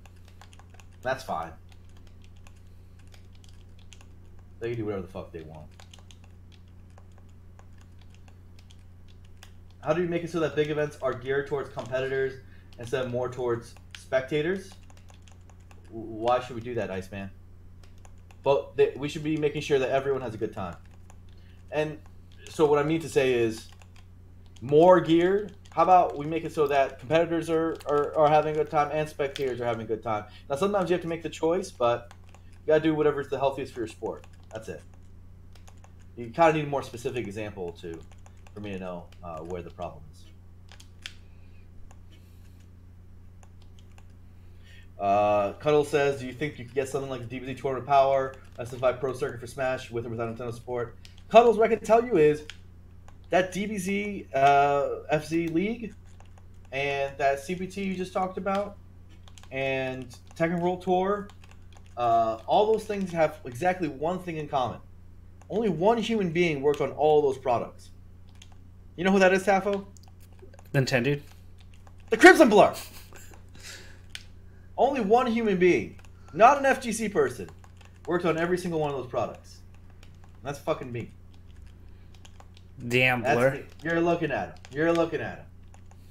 Secretly, and the FGC doesn't even know this, secretly, Smashers have been fucking deciding shit for them for years. And they hate us. How they hate us? We're fucking making shit happen for them. What the fuck? That's not cool. It's lame. Nintendo does a lot of work on that respect too. He's been helping with those products too. And so, my answer to you is, do I think we could do it? Bruh. Like, all those products now, Mike Frost at the beginning had a lot to do with Capcom Pro Tour, as well did this dude named Dan on Capcom side, Matt over there. Matt Deasy, which, by the way, another smasher. I was there at the inception of it. Tekken World Tour was a lot of Rick, a lot of Bandai people, Sumichu, tons of people. Like, a lot of people were a part of it, of course, these big programs. But one thing I can tell you is a lot of the people that we're talking about, at least a handful of them, me and Nintendude, Nintendo wasn't around for Capcom at least, but he was around for DBZ Start and for Tekken Start and Inception and Progization. They're the same people, right? Like, we know how those leagues and things work. Like, it's not like it's a mystery to us. So can we make it? We have made it.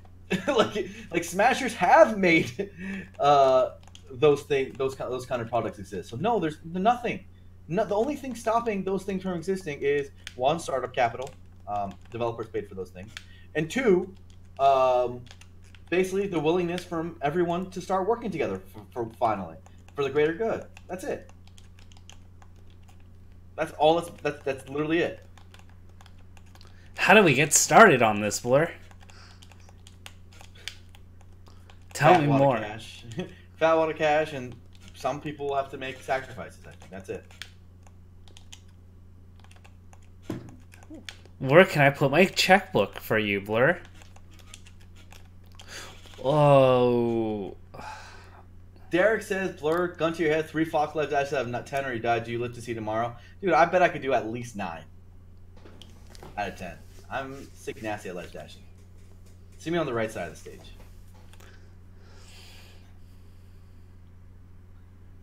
Rough. Codini says, Blur, who are the rich people we need to convince? That's the real question.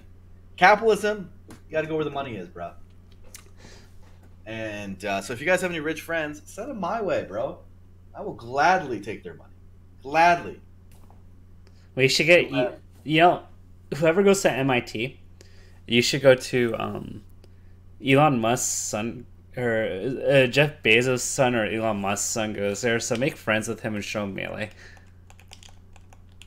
Cerebral Soldier says, what is stopping people from jumping on board, making these things happen? What's the opposition you encounter?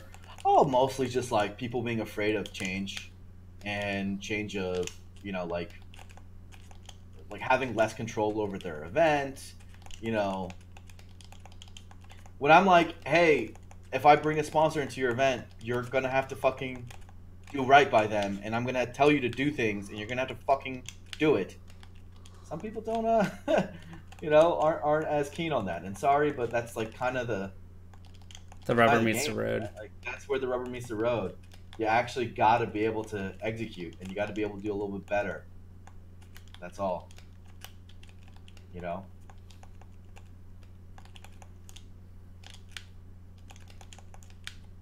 E says, will there ever be a new era of God players? Yeah, it's called Plup, Leffen, and Zane. It's not a matter of if, it's when. They're kind of already there, man. Last I checked, like, what was EVO Winter Finals, right? Like last year, right? Like, what are we looking at right now? Those are the guys right now. Those are some of those guys juggle, Rob. Why are people tagging me? Apartment guy Gary says, Blur, how do you get the surprising amount of celeb Smash fans involved to help grow the scene? We need to do some iSports tournaments, like what I was saying. We need to understand that that's part of the game now. We gotta run some influencer-based events. Take those celebs and put them in a fucking tournament against each other. Do a little show match. Do a little thing, and it's fucking good for the scene. Use their influence. It's fine. We don't have to run only our super serious tournaments all the time. It's fine. Get some big streamers together. I don't care. It's fine. Just generally the theme of not running the exact same type of content all the time is probably a good idea. You know, mix it up.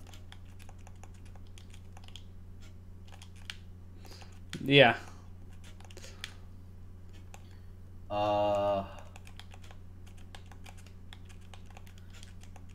Varsity Mod Squad says, what do you think your role in Melee has been, Crimson Blur? I mean, I don't know, man. I've been trying to grow Smash. I definitely have been for years. I've done a lot, I think, but you know, still a lot more to do. Dude, you know what I just realized, Blur? You know how we talked about the voice of reason to encourage people, and we referred to Scar? Yo, what's up? Yo, dude, where's Prog been? Dude, Prague would be huge. He doesn't even have a Twitter anymore. Yeah. Mm-hmm. That voice used to be Scar or Prague. Chueli Max says, what type of iSport do you run for an 18-year-old game? I actually think you have to run for Ultimate, bro. And I don't think that's fine. You have to keep in mind, we've run a lot of statistics on this at this point. People come in with one Smash game, and then they come out to the other sometimes, you know? So you run it for Ultimate first, get the kids hooked, get the influence in there. They're all of a sudden following Mango, they're all of a sudden following Leffen, and guess what? They're Melee fans in a year. Blah. And that's fine. And if they don't, you know what? They're Ultimate fans and they pay venue fees. Sounds sick. We're down. We're down. It's fine. Plus, Ultimate's actually pretty good, so respect. Can we get Zelda Williams? Probably. I don't know. How do we fix Big Shot Melee players shit talking Ultimate and killing Ultimate that way without even ending up helping Melee viewership? Dude, how do we fix negativity in general? Is your question? God, I don't know, man. They should talk Melee too. Those same people. Like how many people? How many people that actually exist that like do that? Like in the like main. To be fair, it's not like let's keep a level head, right? Keep a little level head here. Mango's a gateway drug, dude. He's so dangerous. Get them in on little Mango. And they stay. Am I pumped for metagame? Absolutely. How impactful do I think it'll be? Oh, very impactful. I really do think it's going to be very impactful. I haven't talked to him in a while. I don't know what's taking so fucking long. With all due respect. But you know he deserves his time. He can take his time. But this would be a dope time to release it. Is all I'm saying. We still have like the Dream Ultimate scenario that within a week span, metagame comes out, PPMD comes back, and everybody comes back because they want to play against PPMD, and then we hit the jackpot. People are talking about it's because of his Netflix deal. Yeah, I don't get it. If he wants help with that, maybe I can try to help. But I think AlphaZell is helping him. And AlphaZell is pretty qualified. Yeah, I think it's largely because they have a large set of standards, so the editing process takes long. It's not like a restrictive thing. It's more like he has to button up production if he's going the Netflix route. He also would have to get licensing, right? You'd have to get Nintendo approval. I think he may have. Really? Maybe. I mean, AlphaZell could help with that. So, maybe. I feel like that's so fair use. I don't understand fair use, man. I think it's like the most fair use thing of all time. I don't understand fair use. No, Mathematica, it's not under fair use. Everything, most of the time when people think it's fair use, it's not. The Leffen case recently where that Ultra David commented on. No, Leffen's case is not fair use. It's not. People think it is. People think it should be. But it is not. And also, even if it can be interpreted as fair use, that interpretation comes into court of law, and a lot of companies aren't willing to take that risk. So, that's how it goes sometimes. Rough. R-U-F-F. Whatever. We need a Melee player to be president. God bless, bro. Maybe in a few years. Give us time. Scar. Let's go, Scar. Scar can do it, dude. That man can do anything. How do we make our own Evo? By booking a venue in Vegas? I will say, and I would never do this because I think Evo is a sick event. If we did that, and we did Ultimate and Melee, like how long? I think in 1 year we would get all their Ultimate and Melee attendance, like very quickly. It would happen, but I think it's too aggressive. Let them do their thing. It's fine. It's fine.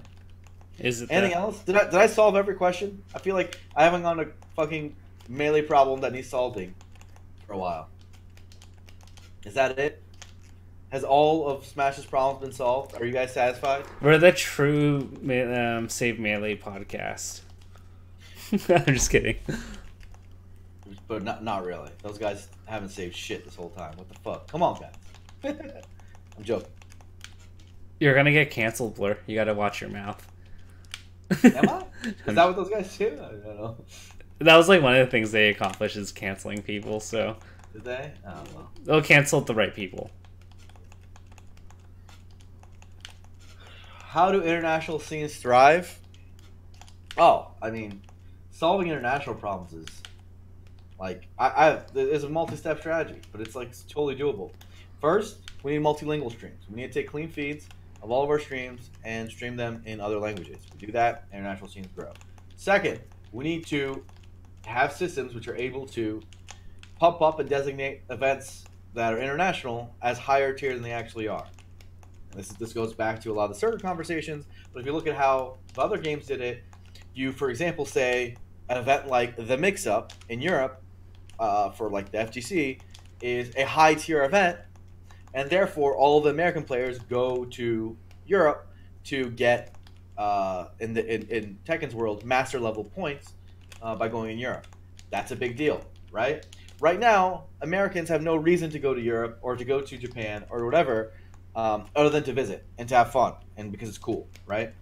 But you have to give them a competitive incentive beyond that, and you have to make infrastructural changes to do that. So it's been done in other games. We can do it too. Totally doable. But that's the way to do it. You add those things up, and you have a whole different outlook on it.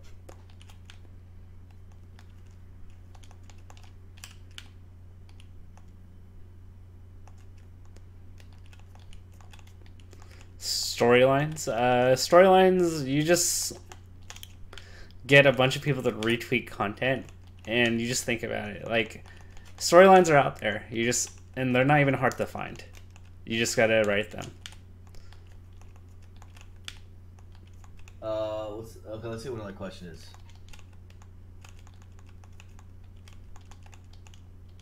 Coolfire says, Blur, your vision is actually so fucking good. I'd work for you for free. That's good to hear, Coolfire. I've thought about this stuff a lot. Unfortunately, a lot of this stuff stays in here, and I try to relate as much as I can in different forms and mediums. And I just want to go out there and do a lot of it, you know. And I would love if community helped me do that, but obviously right now I'm stuck in the capitalist mire. I'm doing a full-time job, but you know, I'd love to do it. Donation goal for Blur to not have a full-time job. I do that shit. Fucking easy. Fenro Kaiser says, how do you make the game more approachable to new players? And content has a lot to do with it. You look at like a channel like Smash Academy. That shit was really good. Taffy, you know what I'm talking about? Like a Youngtown thing? And there's also SSBM tutorials. Too. SSBM tutorials was huge for that. Continue to promo that. Using that stuff in broadcasts. Having like, when you do a we'll be right back slide or a countdown slide in your broadcast package, include player tips and tricks. Include small little GIFs and video segments about, you know, different advanced techniques. Shit like that makes it holistic into the broadcast, is not intrusive to the active current players, you know. It's, you know, but it also gives the new players a chance to learn while not taking away from everyone else's experience. Shit like that. That's all you gotta do. The real Carl Sagan, that's such a cool idea, Blur. Yeah, that's what I'm fucking about, Carl Sagan.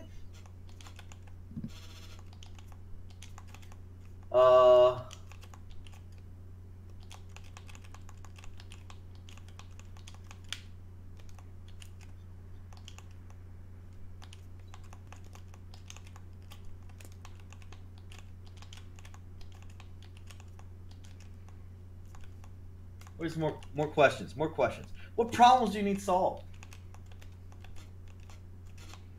How do you shore up esports teams' interest in players in the midterm?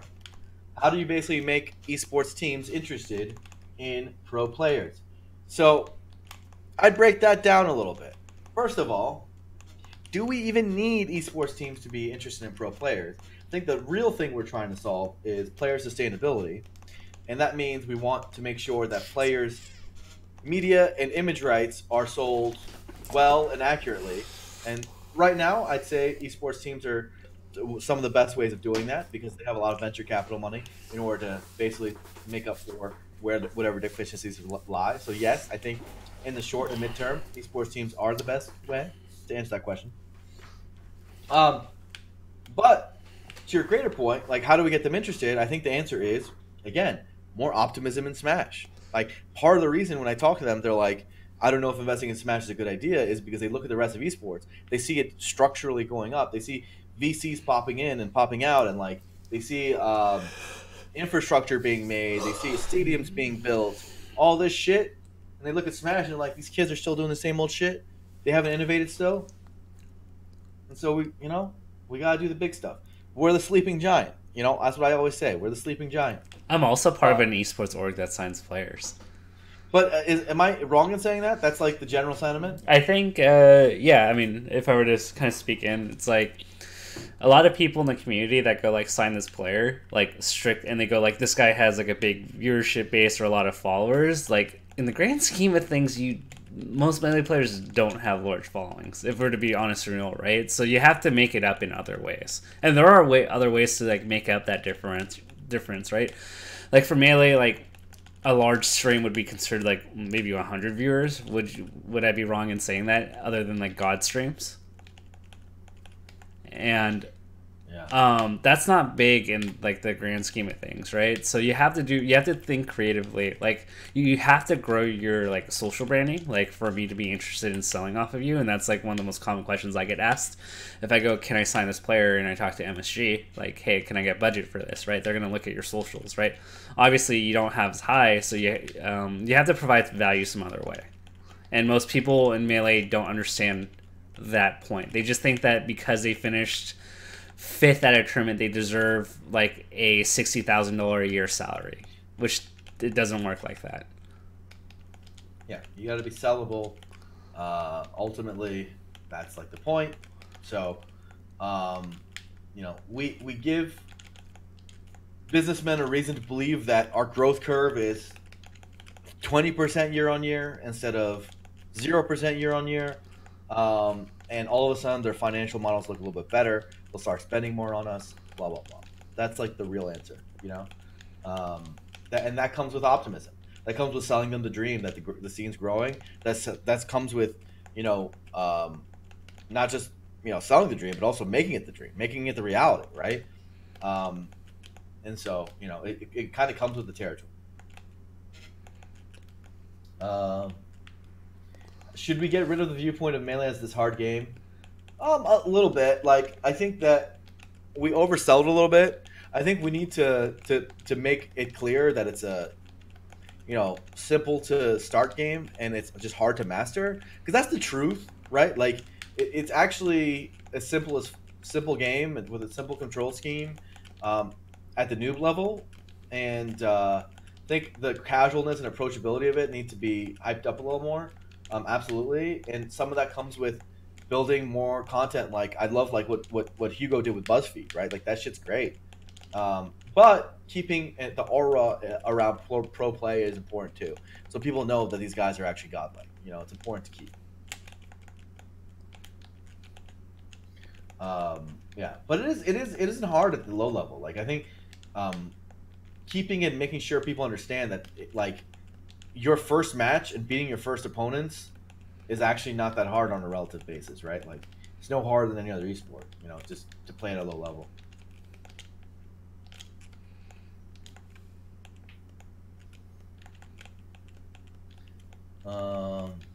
What is Melee's ranking viewership for esports?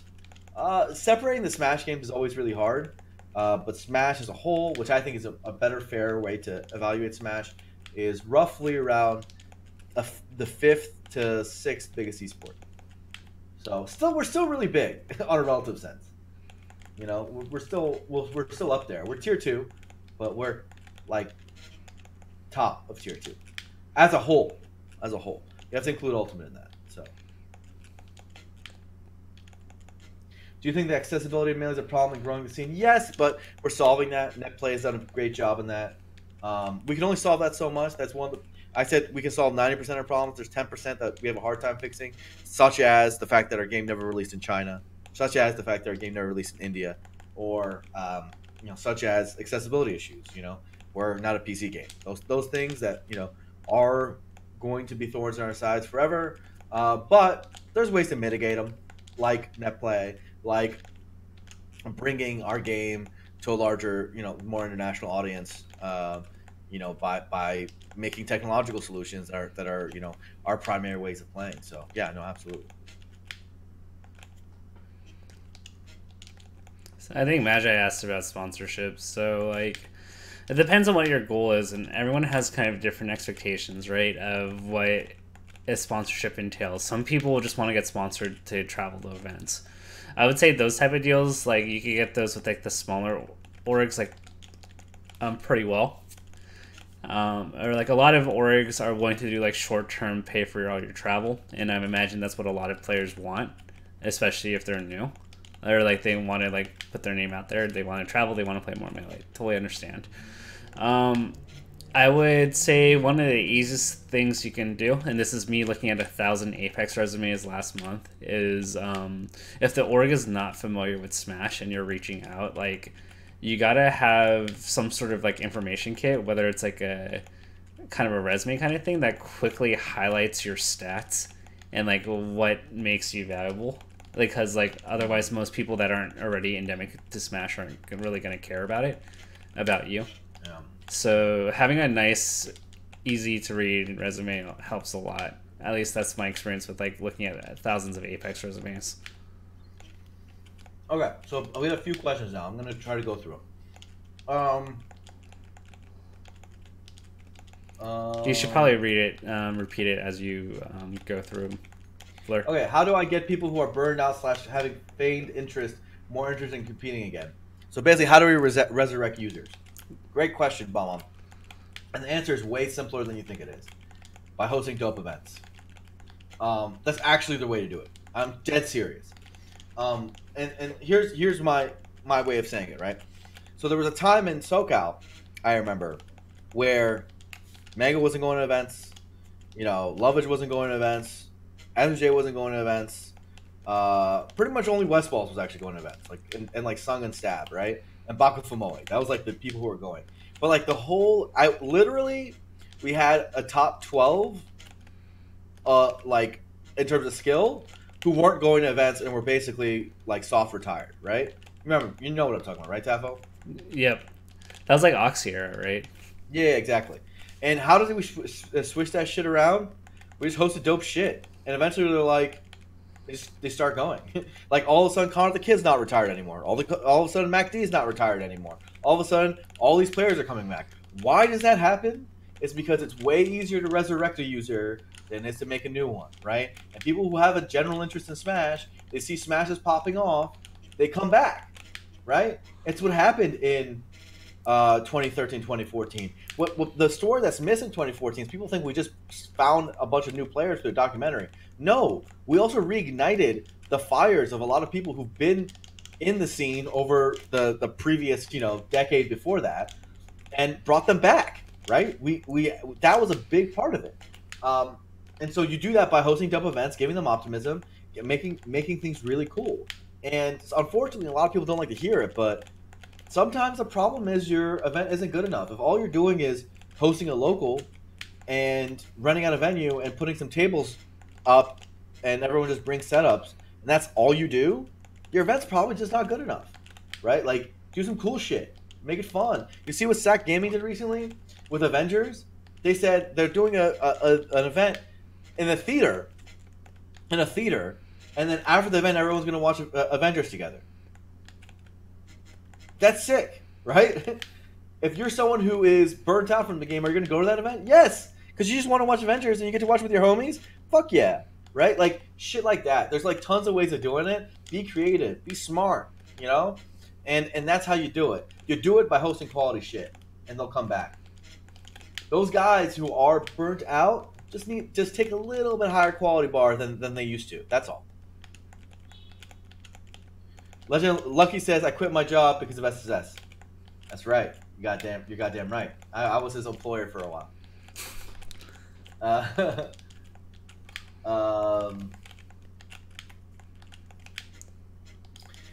Paradox says, what exactly would you want in a circuit? I think I would look at Tekken World Tour as a good example. That's my a lot of that format came from was my brainchild, frankly. Along with Rick the Huddle, he was a lot of it him too. I think that is currently the best format that the FTC has made, and we are a very similar community. I also think that I would look at Tekken's formats, Tennis's formats. Those are a great thing to model ourselves off of. It says because something like Capcom Cup seems expensive and not doable. That's correct. I think running a invitational for a finals event, if we ever did one, would be just a mistake. We should make an open event with people who qualify in based on points. So yeah, you don't do an invitational. Invitationals are too expensive. Also, they're just not as good. You want a lot of people in the room. How big of an impact overall do you think Slippy will have on the main scene? I actually think it could be huge. I think it could be huge. Like a really, really large impact. I think the idea that we could stream every setup in a venue, which, by the way, Slippy enables, is fucking bonkers. The idea that what we can do is set up, a game data feed, which then gets emulated back, in some server farm, and then gets pushed out to Twitch, and that we have literally 60 setups streaming effectively in a venue. That's fucking bonkers to me. The idea that we can use advanced stats to a very detailed level on broadcast, the recreation stuff that we saw both browser based with what Shmoo did and otherwise, Slippy is actually some of the most technically impressive things I've ever seen in esports. Actually, the most. I'm just gonna say the most. I've never seen something this is from my software development background. For context, here's what we did, and by we I mean guys like Jazz, Shmoo, all these fucking dope ass people. We scraped the game. First of all, the first step of all this is to make an emulator as well made as Dolphin, and then years of understanding game code and running through hexadecimal to figure out what the fuck's going on with our goddamn game, and then using our knowledge to understand the game data well enough to be able to recreate it and play it back again for ourselves. On that same emulator, and then be able to take that, share it, and run it off a console, and then be able to recreate that in a browser simulation because our knowledge of the game engine is so much that we can literally recreate it in browser. You know how fucking stupid that is? There's nothing more technically impressive in esports history than that, in my opinion. As a project, it's fucking ridiculous. And so I think the potential is insane. There's so much we can do with it. I can go on for an hour about it. Slippy's insane. It's fucking crazy. And stuff like that happening in the scene, that's got to give you hope. That just shows how sick we are. How sick are we? The sickest. Okay, more questions. Yeah, support Jazz's Patreon. Dude's insane. He went part-time at Smash GG, was making money as a software engineer, decided to do this project because he thought it was cool. Dude deserves all the support in the world. It's out of control. Yeah, he's a cool dude. Project M was also a huge technical. The fact that people did that was huge. It's just kind of nuts, actually.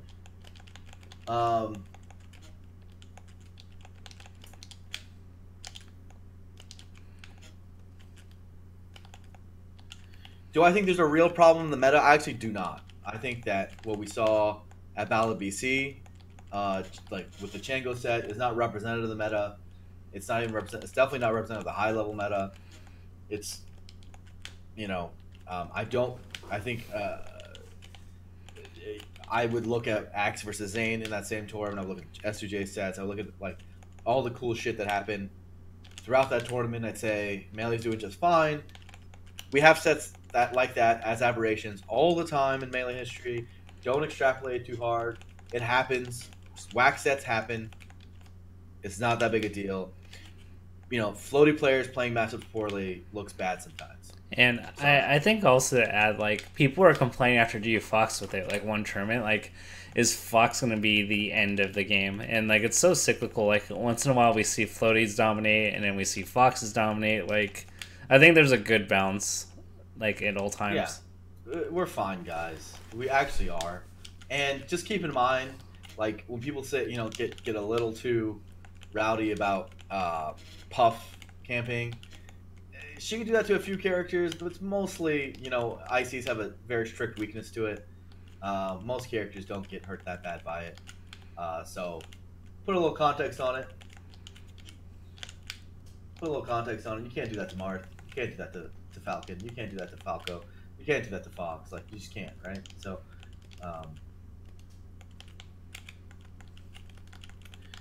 why are people being so dramatic about melee problems now and banning stages and changing rule sets that we didn't have issues before? Against been the same for 18 years.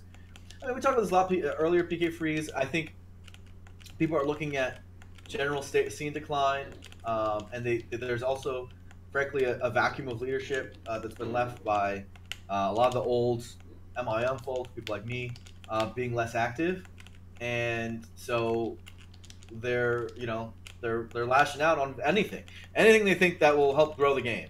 And unfortunately, I think the younger, newer leaders out there are caving into some of this stuff, and they're not realizing that, like, no, it's not the ice climbers that are doing it, guys. Don't point at the immigrants, you know.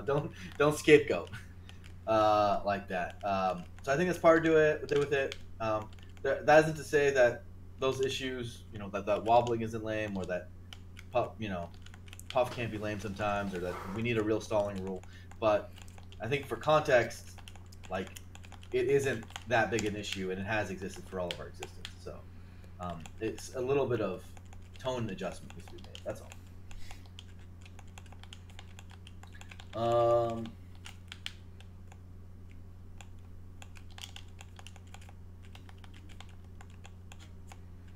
Should the community embrace timeouts as a win condition? Yeah, man, that's one possible way. Like, I've always advocated for like a 6-minute timer. I don't think people are right that it would increase timeouts. Well, it would, of course, a little bit, but I don't think it would be. That's necessarily a bad thing, and I certainly don't think like more. I don't think people would functionally change the playing for timeouts very much more, just because 6 minutes is still a very long time for most melee matches. And I certainly think 7 should be tried more often. So, yeah. That's just my opinion. You know, I think Smash is, right now, at least, you know, have a hard time unifying around rule set. And for me, like, I want to fry some of the bigger fishes in the Smash scene than the rule set issues. So I try to make sure we don't distract ourselves too hard with this stuff.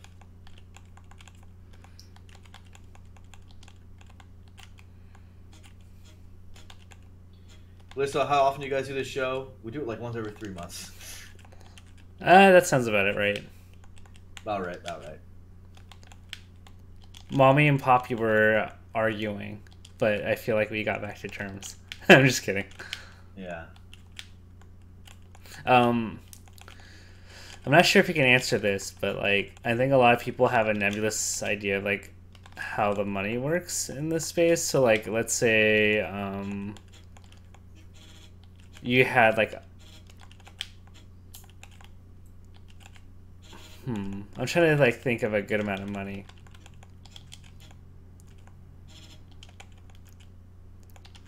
I'm dead.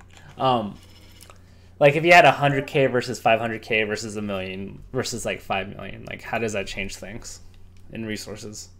If it does. For what? What are you talking about? Like if you had 100K versus like 500K versus a million versus 5 million to work around with. For what? I don't know. Like whatever you wanted towards like any melee initiative. Oh yeah, so 100K, we get a lot with, I think, but it's mostly like we could probably like greenlight a couple events, right? Like we could do some cool things. Like that's like do an Evo replacement event, do do small level activations across the board, you know, like that sort of stuff. It's not the amount of money that's people aren't gonna like that is needed for larger projects like a Smash circuit or whatever. It's a lot of money. You're not gonna like the number. It's, you know, at the lowest end, like 500K, and higher end it goes up to like 2 mil plus. You can spend a lot of money on doing it, but realistically, the lowest end is close to 500, I think. And I could break down the calculation of how that gets there, But yeah, it takes quite a bit of money. I don't think it's an unapproachable amount of money. I have faith that it can be done. But yeah, if you're wondering why it hasn't happened, it's because it takes a lot of money to get this stuff started. And I mean in that 500K world, commentator you don't do it without paying commentators. You do it without paying production teams. Like this is your bare bones version. This is your bare bones system. But yeah, that's that realistically. You know, even if you keep commentator pay, you know, up to the tournaments, and you keep production like primary production vendor pay up to the tournaments, it still takes quite a bit of money, I think, to stand something like that up. And so there's some smashers with that are decently wealthy, but usually they're not in the positions to be able to do all that. So it hasn't happened. I certainly don't have that. How much do commentators get paid? 1K, 10K, closer to 0K. No, I mean the rates vary. Rates vary. I don't want to give out everyone's rates, but a lot of Smash commentary is pro bono or unpaid, and some of it is paid, depending, but it's not very much. It's definitely not 10K, bro. You're it's not. You're in the wrong esport. It is. Yeah, it's not. So we can fix that though. We can fix that. Always good to keep in mind. Yeah, no one commentates Smash full time. That's correct.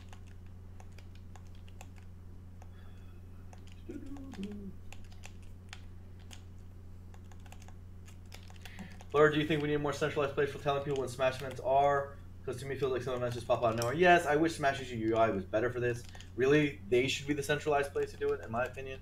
I wish you could just, like, it had a recommendation engine for your region, and it would recommend you events based on, like, your address or some shit, you know? That's, like, how it should be done. It's not done that way, so whatever. But yeah, there's... Yes. Advertising for Smash Tour days is so insular. Yeah, it's Facebook groups and shit. It's pretty silly. It's pretty fucking silly. Facebook groups? Really? That's how we do everything? Imagine telling that to someone from the outside. Insane. Private Facebook groups too. It's literally as insular as it gets.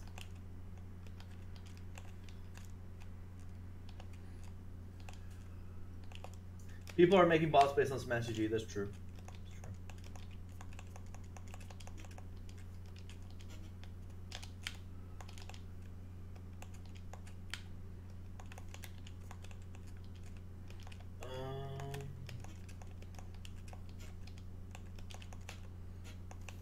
Yeah, I was shocked when I was looking for Smash Quarantine Mirror. It was all on Facebook. Yes, it's fucking hilariously bad. Especially since Facebook is a declining platform. Like everyone knows that, like at least in the US, the kids aren't using it anymore. You know, they're all on the gram, on Instagram, on IG, they're on Snapchat, they're on those platforms, right? Can't marry ourselves too hard to it.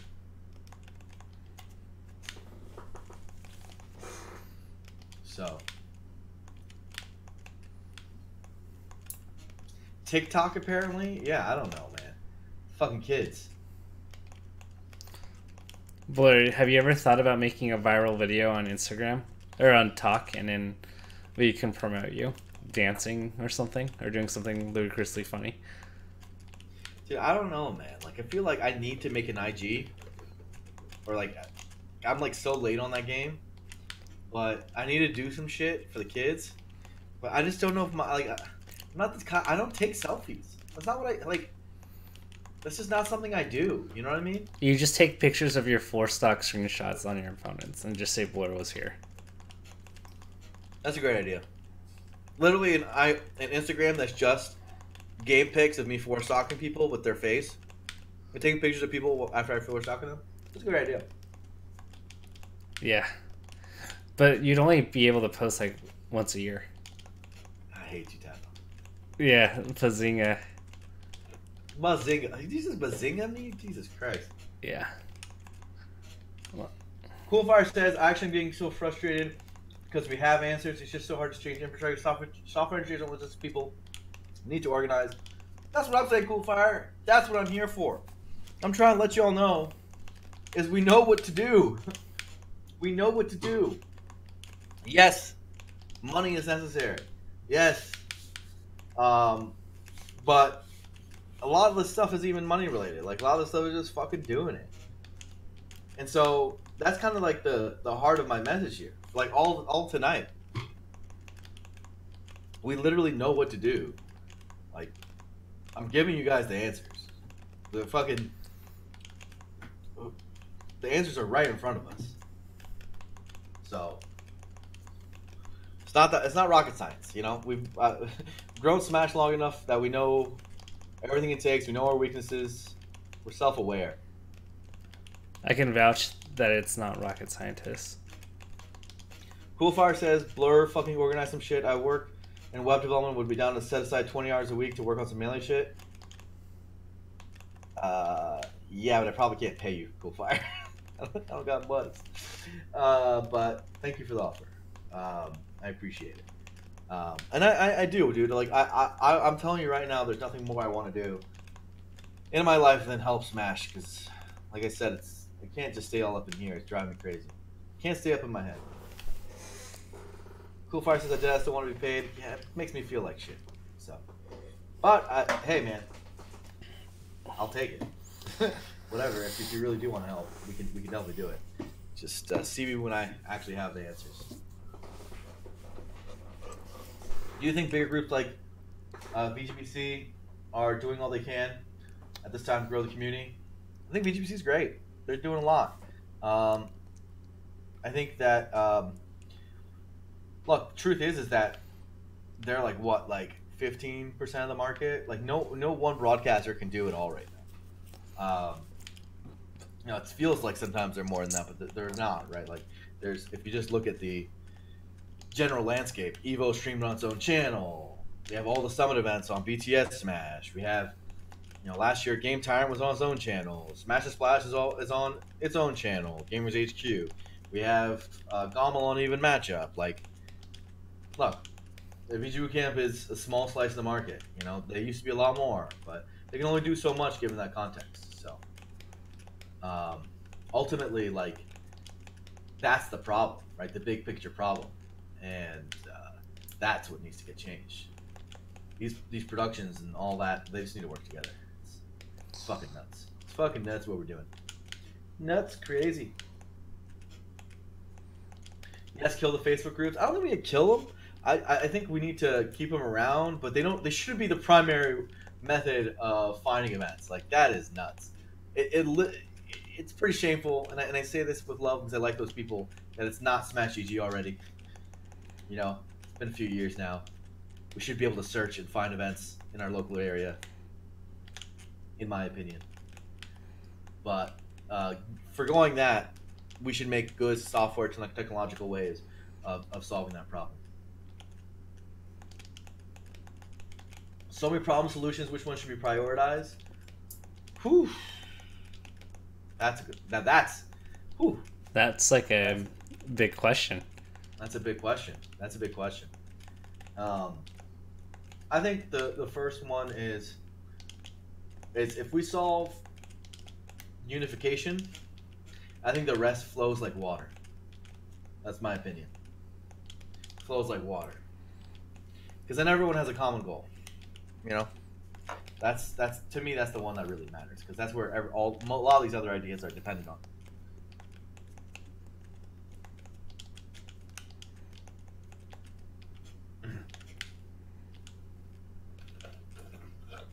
I love that you're just sipping out of a straw. Dude, I got boba at the bottom. Oh. Yeah. Maybe an app to upload date/location, plus rule set, etc. Want no wobbling, go to X, whatever, yeah. You should be able to find events. Like, that'd be so key. Point someone somewhere, be like, hey, here, enter a zip code, find an event. You know, like, should be fucking key. Should be able to be done by now. It's like, should be done.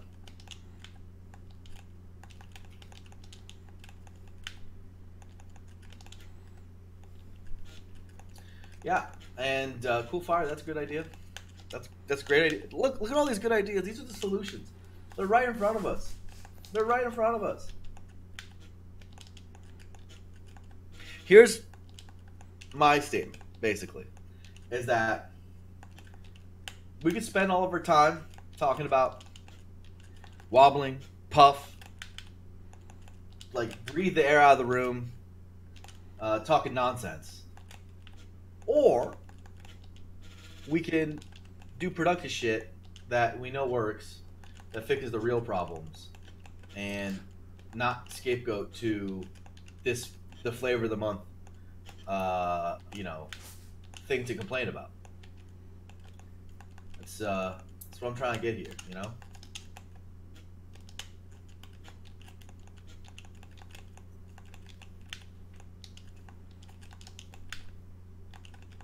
How powerful of a Discord would a Discord server be? I think a centralized Discord server for TOs is long overdue. The idea of everyone working together is only going to happen, I think, with a really well organized community Discord. I think that's the best way to do it, at least. And that means particularly for like community leaders and shit. I also think, and this is a separate topic, I think we need to bring the MIOM show back. Straight up and down. That needs to come back. Like, I think these sort of discussions that we're having do a lot for people's optimism, do a lot for people's... Apple's dead. Do a lot for the general mentality of the scene. And do a lot to, like, drive people's fire. So they have a place to direct their passion. So, that shit needs to happen. Like, now. We need to fucking do that.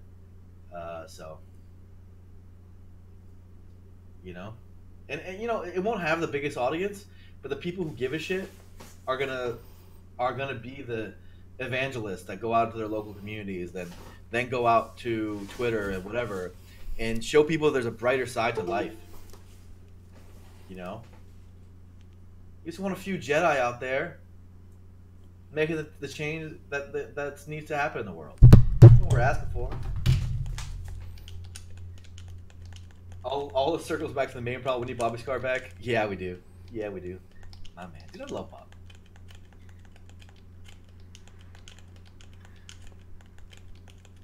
What do you think Bobby's presidential approval rating would be right now? I think he would. Presidential what? Approval rating?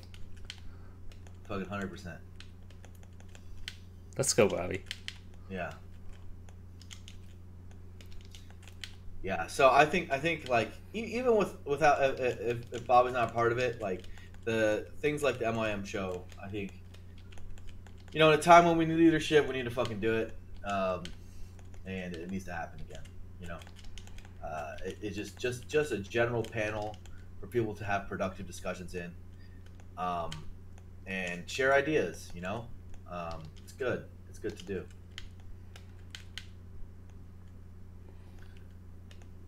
What happened to Scar? He's at his job. And he has a kid. God bless. He's not dead or anything. He's fine.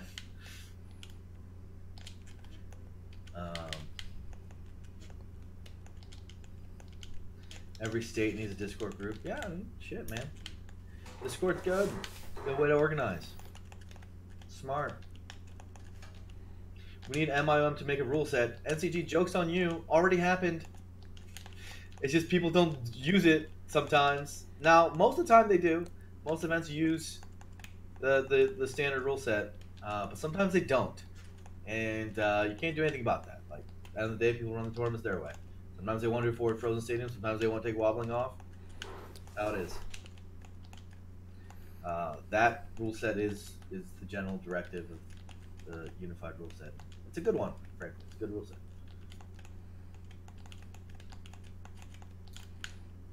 How do you reignite near 30-year-olds and bring in new teenagers?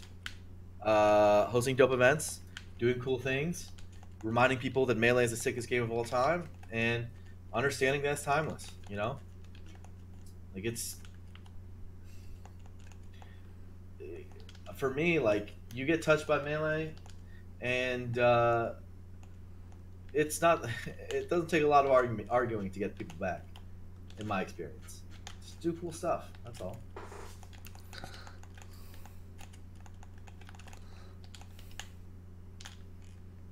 Yeah, unique stuff like what Papa No John's is saying, like Zach Gaiman's thing.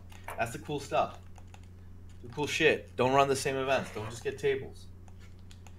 You know, have a mafia night. Run. I just thought of it right now. Run fucking social events at your event. You know, have board games maybe, like cool community building stuff.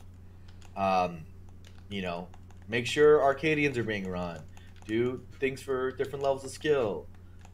Make PR videos. Make sure like that stuff is promoted and well made. Like make sure your stream is promoting players of all skill levels and like actively doing storyline. There's tons of ways to do it. Like go on and on.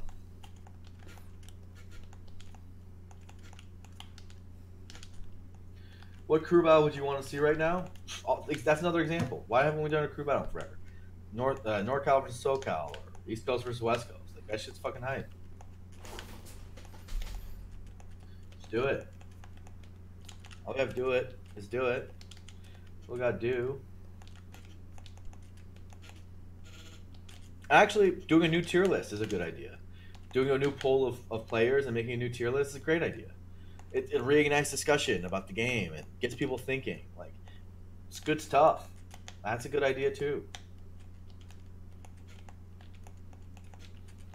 How come only BTS makes semi-fine iSports events? Yeah, dude. Like, let's make people realize that you don't have to only be good to play our game, and bring more influencers in with large audiences to bring them into the fold. iSports, it's possible. We can do it. Fortnite's doing it. We can do it too. Or do it with Ultimate, and then they'll play Melee eventually. Last good Salty Sweat 2 was Scar vs. Fendi, and we didn't do anything else for like last 3 years. Like, again, that's just on us. It's just on us to do it, and we can automate it too. Like, we don't have to come up with some grand idea like Scar vs. Fendi every time. Why isn't that done through compendiums? Right? Like, why the fuck isn't that done through compendiums? How are compendiums so boring and trite now? Everyone wants to contribute. Everyone wants to do things that make the scene better. Let's make compendiums better. There's got to be good ideas out there. And I certainly think that if you do a Salty Suite where you vote on your favorite matchup, people shit talk will go on the next level. Imagine a voting system where instead of voting players in, you vote certain sets in. So like, let's say, Fiction versus Ginger was one of them, and then Westballs versus Leffen was another, and SFAT versus whatever. Like, you have a list of them, and people vote on which one they want to see in the Salty Suite. And every person that's in the voting period then goes out and shit talks each other so that they get votes. And then it happens. Done.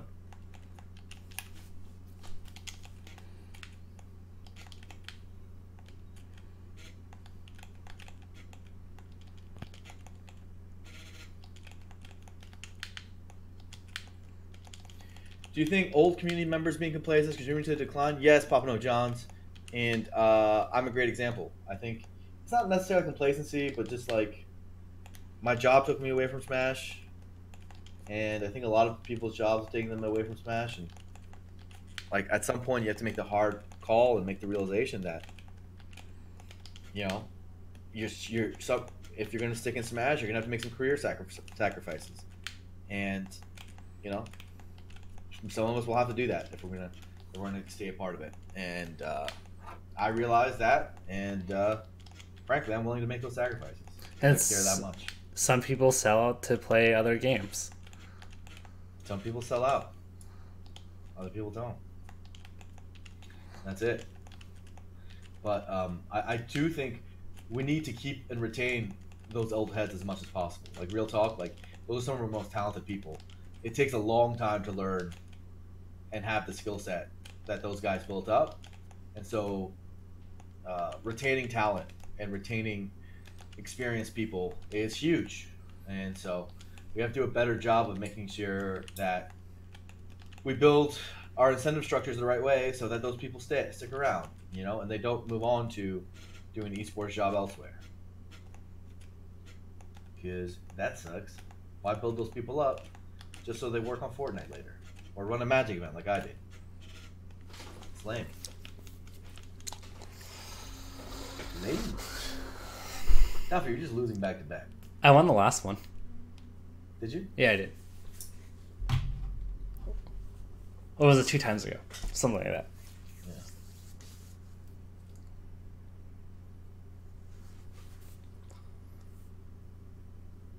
See, that's the big thing. I feel like that happening to everyone in Tucson's got busy with school, now they're leaving, and blah, blah, blah. Yeah, man. Some people got to make, that's the thing, you know? Someone's got to step up, someone's got to make sacrifices, someone's got to make the moves. Maybe that person's you, but that's what it takes.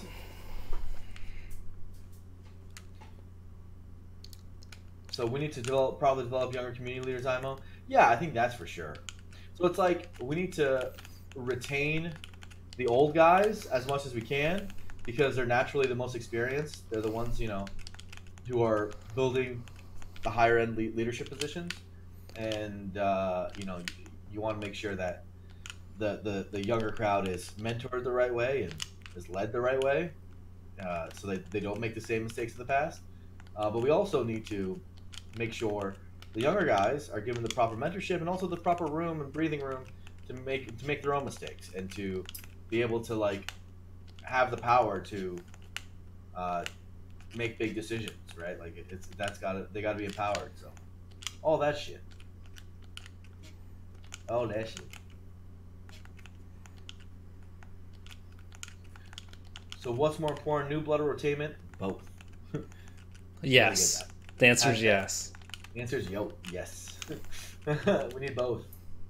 We need both.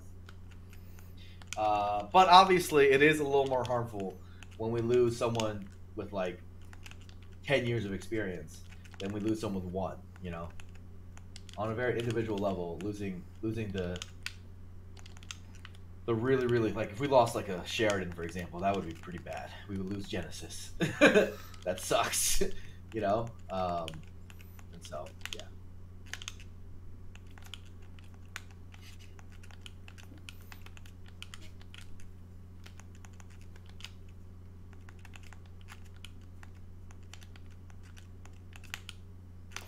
How to provide a shuttle service for college student that doesn't have freaking cars and can't get to non-campus venues? Drive them, dude. I remember Sung and me, we just used to pick up a shit ton of people. And then eventually the problem solves itself somehow. It's weird. You know? You start picking up people, drive them to your tournaments, blah, blah, blah. And, you know, it's a lot of work at first to get them going there. But over time, they start liking the event so much, they seem to find their own way there. It's funny how that works. You know? And then event numbers get bigger, people start appreciating all that shit, and it gets better. So, yeah, drive them.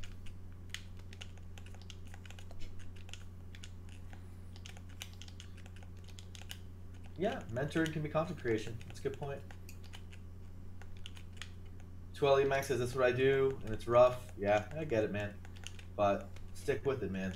It does help. Stick with it.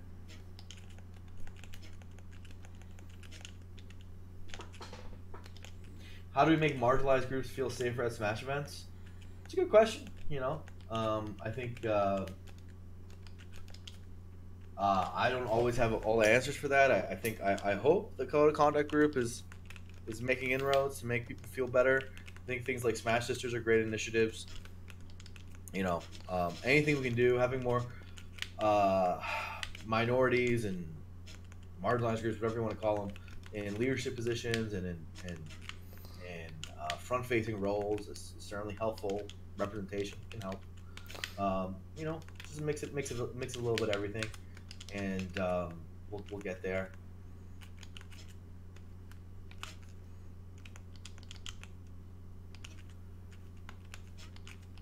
How do we bring back content creators and the podcast shows back?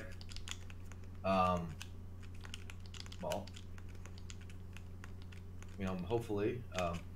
You know, some of it's the new blood, right? Like I think like guys like Ludwig are around now that weren't there before, and I think that's great. He's doing some of the cool stuff. You saw that Jeopardy shit he did? That was great. So some of it's gonna be filled in with new blood. And some of it, I think, they'll come back when they see that the audience and the general sentiment's a little bit better. So I think we get it back by inch, improving the general direction. Yeah, Ludwig is actually sick as fuck. That dude's out of control. It's not easy to making like a Jeopardy show like that. It's really ridiculous. How do we stop reverse racism in Smash? I don't even know what reverse racism is, man. So, I don't even know what you're talking about.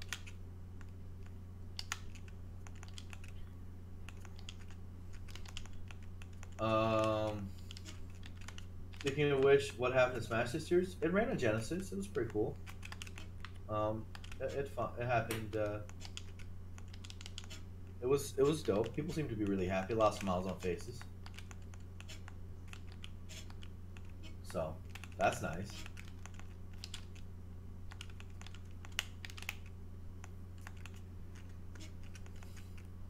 How do we stop spacey racism?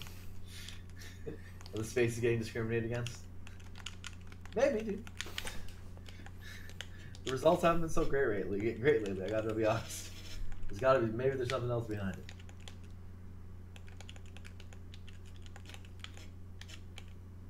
They're marginalized by Marth, I'll tell you that. The great Marth oppressor. Holding the spacey main down.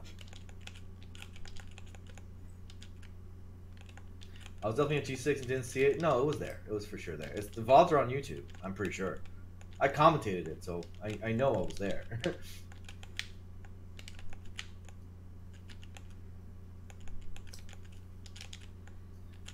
Tafo, is this a W? You're top 5 right now. Yep.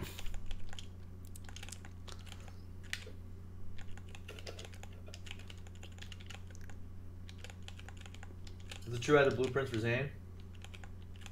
There's so much he still doesn't know. But, yeah.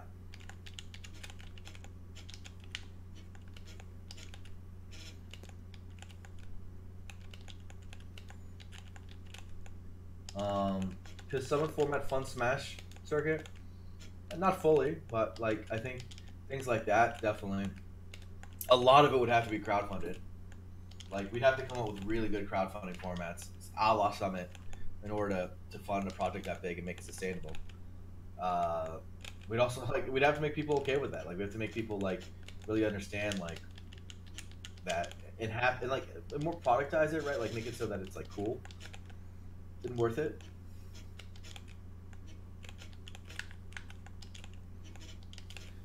Slime BTS really shown how special events like the roads can be, how good they can be. Yeah, that event was amazing. Stuff like that. Fucking more of that, please.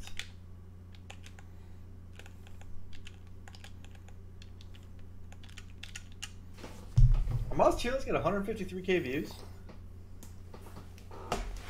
Damn, Tafo, that's a W. Let's go.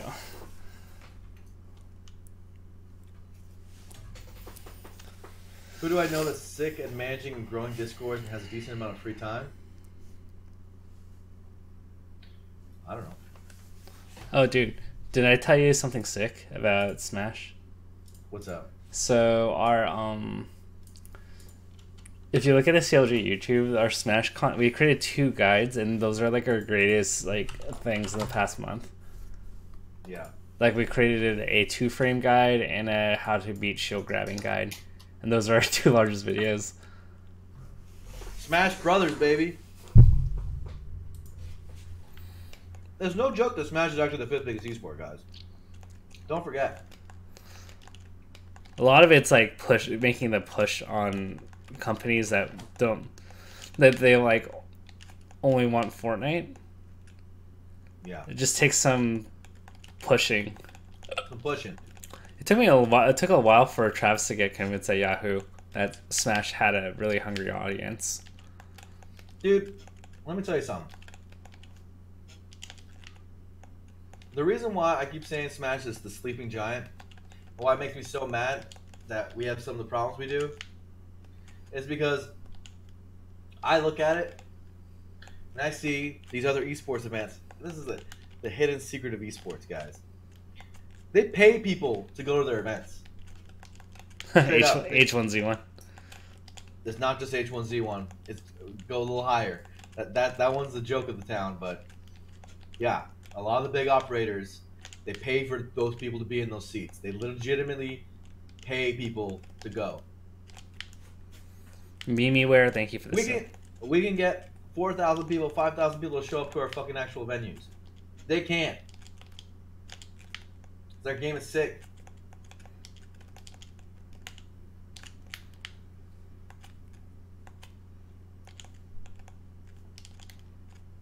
So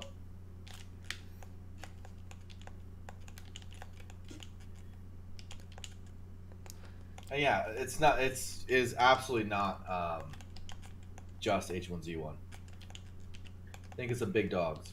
I'm not even sure if I'm supposed to talk about it, but no, you definitely aren't, because I know I am not saying the name for reasons, and I joked about H1Z1 because it's public. Yeah, that's public, but I'm surprised this shit isn't public by now. You know, how do people not know about this? It's insane to me.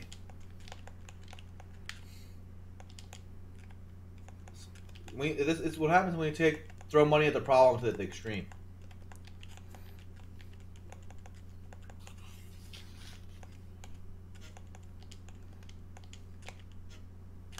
Secrets. So, don't believe their bullshit, guys. We can beat them. We can beat them. Smoke and mirrors can only go so far. Losing money can only go so far. We can win this shit. You know? You start getting behind the veil, start seeing how much their crap is bullshit, how much money they're losing.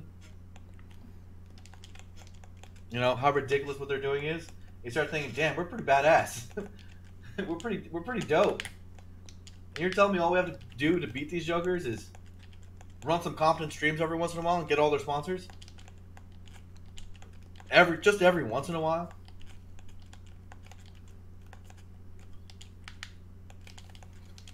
How mad does that make you? It makes me so mad. Like I said, we're the sleeping giant. We should be getting that money. And we can be getting that money. That's the thing.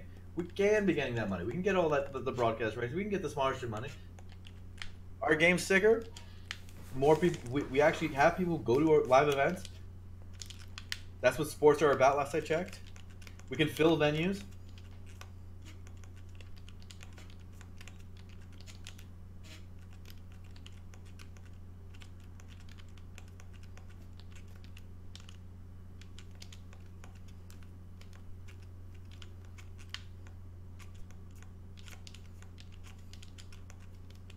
Blur's like, wanted to tell everything. Tell it all. I'm just kidding. You can't. I mean, it's the truth, though. Yeah, you're not wrong. I'm surprised. Like, I thought this shit would come out, but I guess, like, it's making me question life. People don't know that. That the crowd's paid for.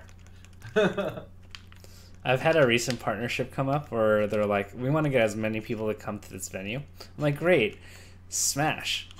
And they're like, nah, we want to do Fortnite. I'm just like, nah, that's not going to work, dog. You're not going to have anyone in the venue, bro. Yeah.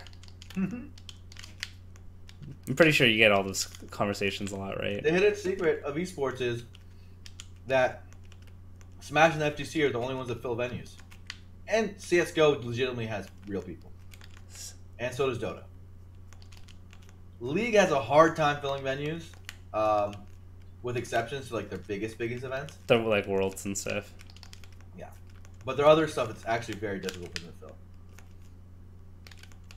So, and that's them. That's fucking League of Legends. You know?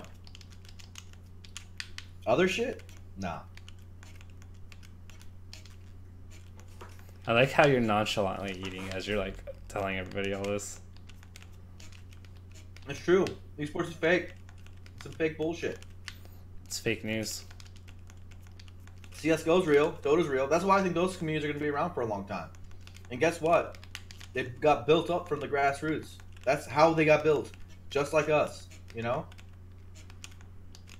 they just happen to do it with a little bit more business sense than we did. We have time to turn that around, though.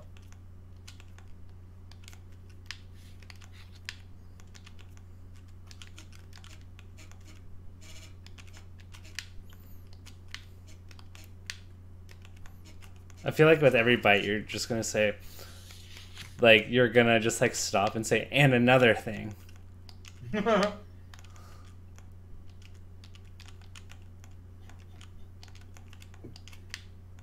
But it's fine. We'll win out in the end. It's fine.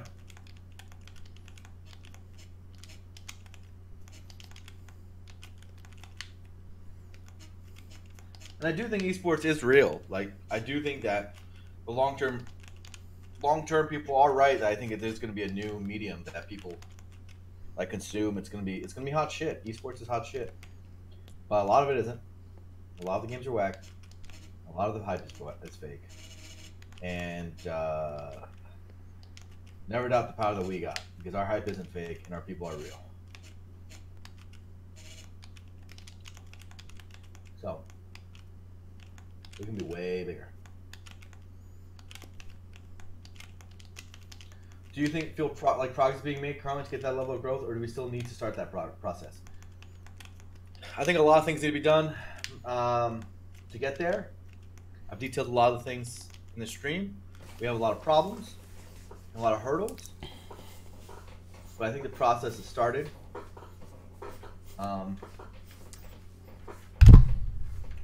Ooh, nice wind tapo.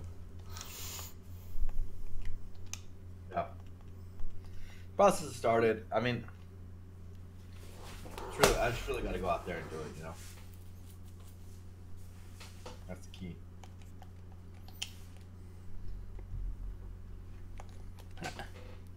Trying to get that optimism back, yo. I need to get a drink of water. No.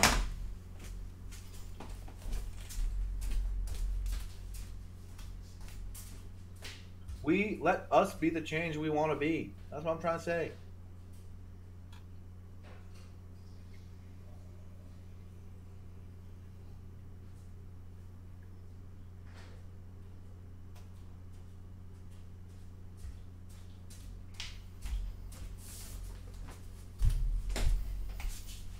Not Lotus? Maybe.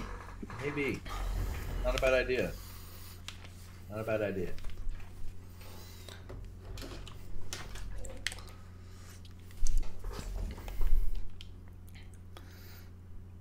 How many days do you have lunch with Jeff Bezos?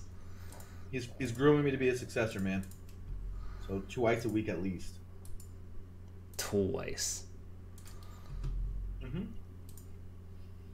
Like right now everything seems bad, but summer's gonna be so good. Absolutely. But we can't let that be the status quo. Spring's gotta not suck. Can't let Q1 keep sucking. It's not okay. It's not okay. So, you're right though. Summer's gonna be dope. You're right. The best is ahead of us.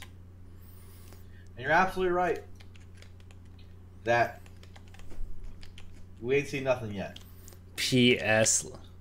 If we take the initiative and we take these thoughts and ideas that we've all talked together about, and we put them into action, it's fucking over. If we build it. That's it. We build it, baby. It's over. Literally, like, fucking, we can do it. We know exactly what we have to do. No big deal.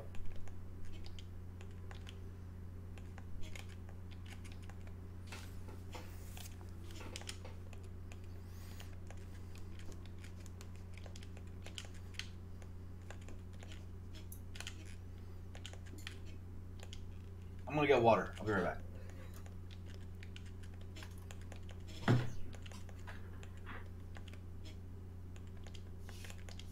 Check out these Smurf pants. La la la la la la la la la la la.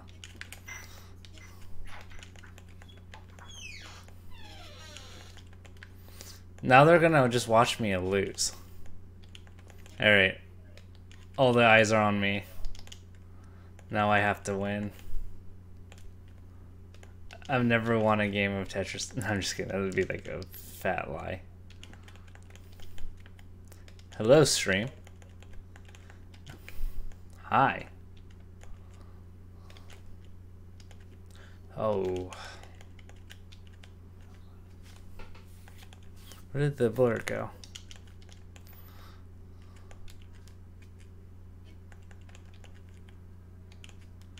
We're gonna carry this stream. Alrighty.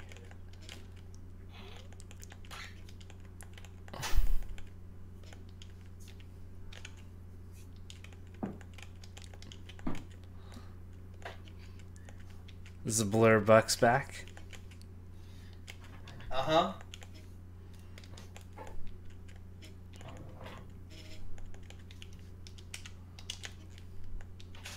What's going on?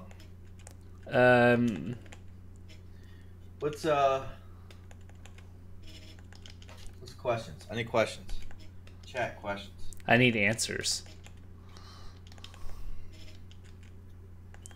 Null says, "Hey Blur, where's SSS?" I gotta be honest with you. I'm thinking about when my lease is up in NorCal, moving back to SoCal. Think about that. I don't know if I'll do SSS again, but it's pretty sick.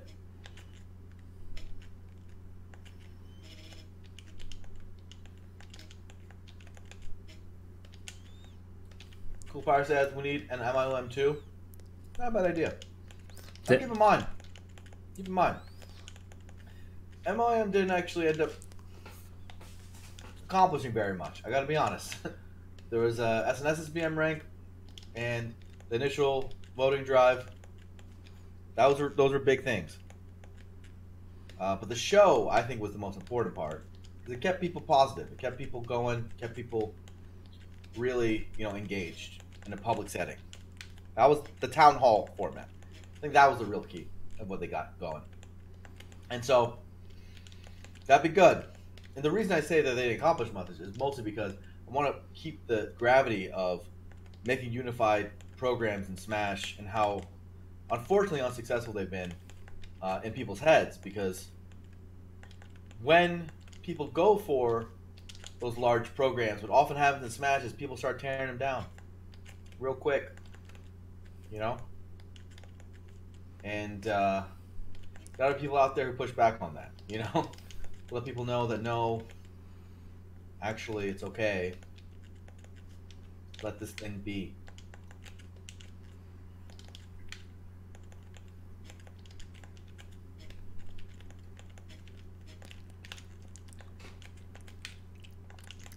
How did we go from people complaining about too many majors to not enough? Spring has always had this problem. People think there's too many majors around summer, but we've had this problem with Q1 to beginning of Q2 for a while. It's a seasonal thing, and it's something we need to fix. After Genesis, there's just usually not that much.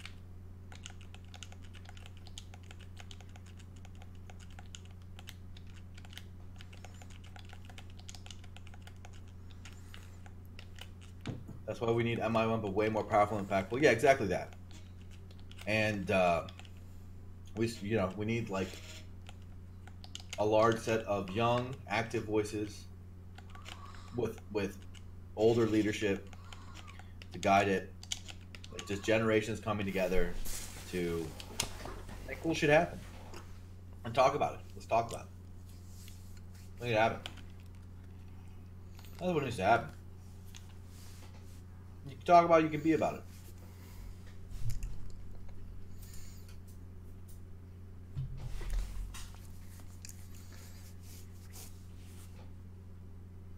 I think I got 5 minutes left in me, man. Me too, we've been going for a while. Whenever this Tetris game ends. What about fun-oriented events? We gotta do it. What happened to the 25? Honestly, the general consensus seems to disagree with this, but I think the 5 and 25 was a very successful system. It accomplished every single goal it set out to do. which was to build a unified rule set, set a system around that, and confront the problems that were dividing the community of the time, which were UCF and the box. It did all those things, as well as helped spur on a new code of conduct initiative. It didn't do PR very well, and I certainly think that it ended up being a lot more about the 5 than the 25. The 25 didn't do very much, but fucking worked. We have a rule set that people just link now, in like literally every Smash G page. That was kind of the goal. Before the system, we had literally no rule set. Nothing was written down. Nothing was formalized. It was all like colloquial bullshit that was passed down through the ages, like, or some bullet points on Smash GG. We fixed that. That was kind of the point. But people want it to be a lot more than it was. People want it to be like this general Smash government, and from the start we were like, dude, we're just trying to make a rule set.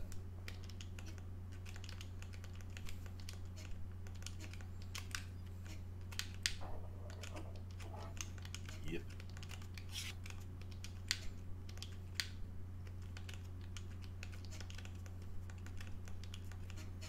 Now though, like 2 years later, people are diverging a little bit. For a good like year and a half, it was straight up just people copying and pasting the rule set. Now we're seeing stuff like Frozen Stadium and Wobbling. People are experimenting again. This is fine. You know, now they're, you know, just linking the rule set plus adding those caveats. It happens. I don't agree with those rule set changes, but fuck it, man. Kids want to do it, let them try. I prefer unification, but whatever. Let them do it. They still have the Smash Task Force. Yeah, the Code and Conduct thing. They're doing stuff. A lot of it's behind the scenes. They don't post publicly their case findings. So, it is a thing. It is active. What do you think is the first step in unifying the TOs? Money. That's the first step.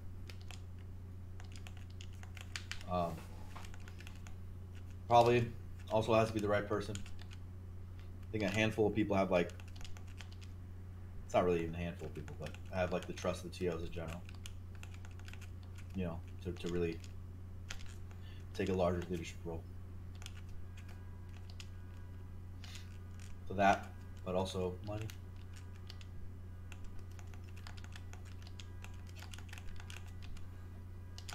How do I feel about the Battle WC rule set? I don't like it.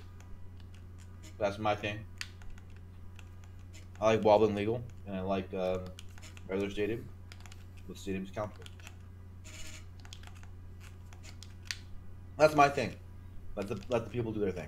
It's fine.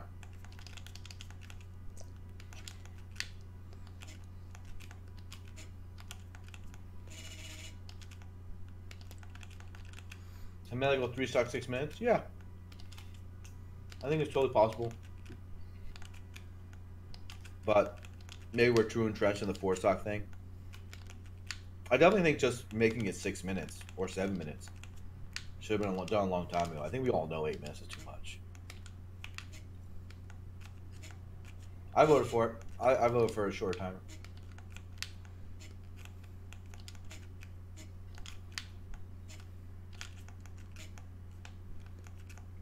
The most unfortunate thing is the catalyst to start a bunch of obvious solutions is money. Yeah, yeah. Not all of them, but startup capital helps. I know how to get money though. That's money ain't a thing, guys. That's the whole businessman part. So you're saying that my Blur Bucks that I have are legitimate? Exactly. Convert your Blur Bucks. I think it's possible.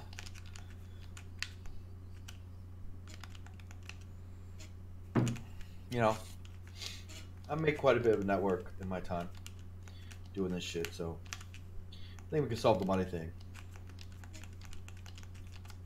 I think the getting everyone together part is actually the harder part.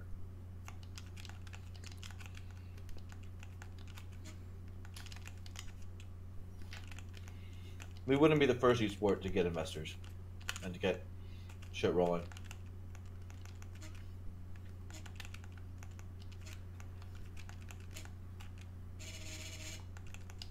What I think is the second best person at getting money for the scene? I don't know. Greg Laird. All right. What's your serious answer? I don't know what the answer to the question is. Wait, you don't think it's Greg? Is that your serious answer? Wait, BTS Greg? Oh, sorry. For some reason, I thought you were talking about MVG Greg. I forgot that BTS Greg, or now Chaos Greg. His last name was Laird. Gerg. That's a good answer.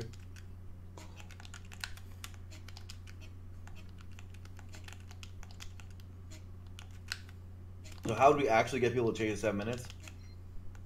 You Money. Can change the That's also true. You can buy people out. But yeah, look dude, at. Go ahead. Like I don't think forcing rule sets on people is a step we need to take right now. Honestly. You know what's funny? I think just do a recommended rule set like we've been doing, and I think the time for forcing rule sets down people's throats are when we're at a point of growth where competitive integrity is like almost absurd not to have. When we're having $1 million tournaments, you can't like have tournaments doing one wobbling on, one wobbling off. Like it's just not acceptable. You know what I mean? But right now, let's focus on the big fish. Let's get to that point first. You know, like I'm not gonna. I think a danger that can be had with unification in large projects is, you know, going after the things that divide us and like making that like an ultimatum. It's no, you know, if Tio really wants to do something, fuck it, let him do it. You know, fuck it. You know, part of me thinks that like the Fortnite developers are like, how much bullshit can we get away with before the players actually say something, like before the players actually will do something about it.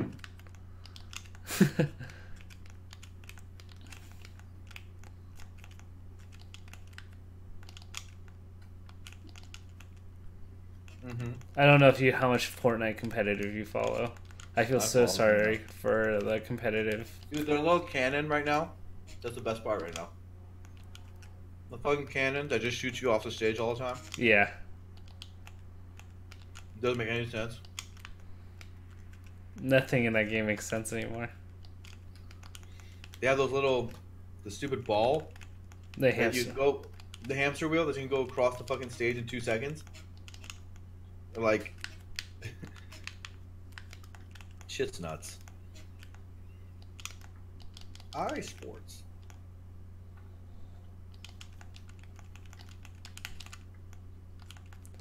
So I have something jokingly called the Nick Allen mob. It's the power trio of Travis Gafford, Kelby May, and Nick Allen.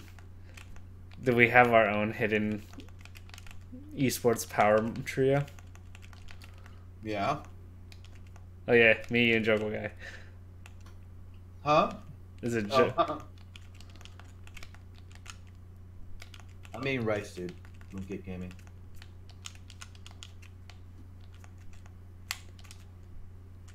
How big would Melee HD be as an esports was back in Nintendo? I actually think we don't want Melee HD, and as I explained many times on the stream, I think I wouldn't ask too much from Nintendo. I also just don't want very much from them. I just want an open license to use their game, and that's what they've been giving us. So let's continue to get it. Yeah, we have Melee HD. It's on your computer, bro. Do you really want like? There's HD remix for like Street Fighter. It's not like good. We don't want something like that can smudge the community.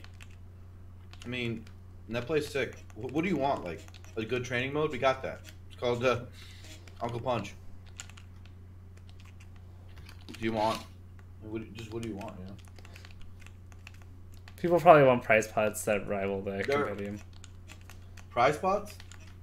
Yeah, but that means they run our scene. No thanks. Let's just do that part ourselves.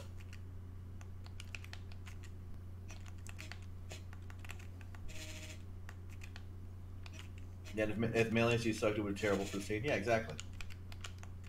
Would not help. That's shame.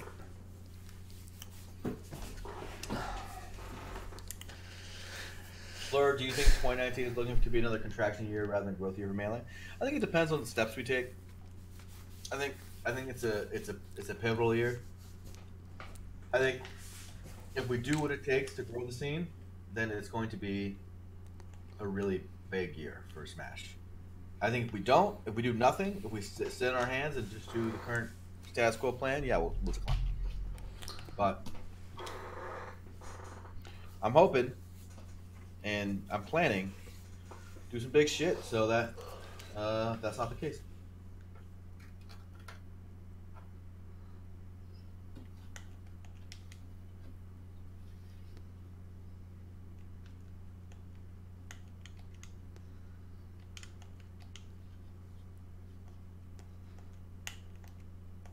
Honestly, just having it on the Switch would be convenient. Yeah, I mean, I'm not saying that there's no benefits, but then you have to also, like, deep inside realize that it's probably just going to have way worse online than net play. So it's only going to be, like, sort of kind of cool.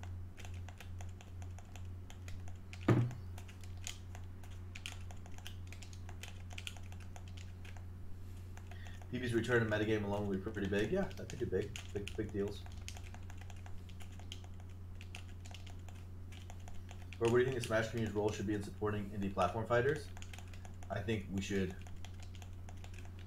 run them at our tournaments if we can, especially if the developers pay for it. And that last one is actually the most important point.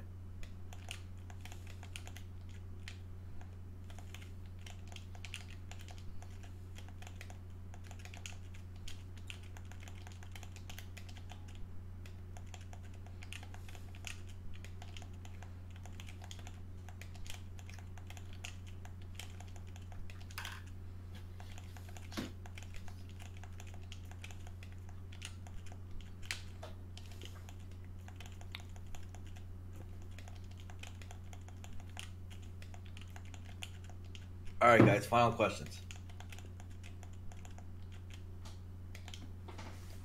Final questions. Anything else? What we got? Tap on burnout. You should combine. You should clout your way with Aatrox to come down. To do what? In 2 weeks. To do what, sorry? Oh, to go to his birthday? Yeah. Oh, yeah. Alrighty. I think we're at the end. I'm so burnt out, guys. We 4 hours. Okay. Alrighty. Well, thanks for coming on. We'll try to do this sooner. Don't be a stranger. Good night, everybody.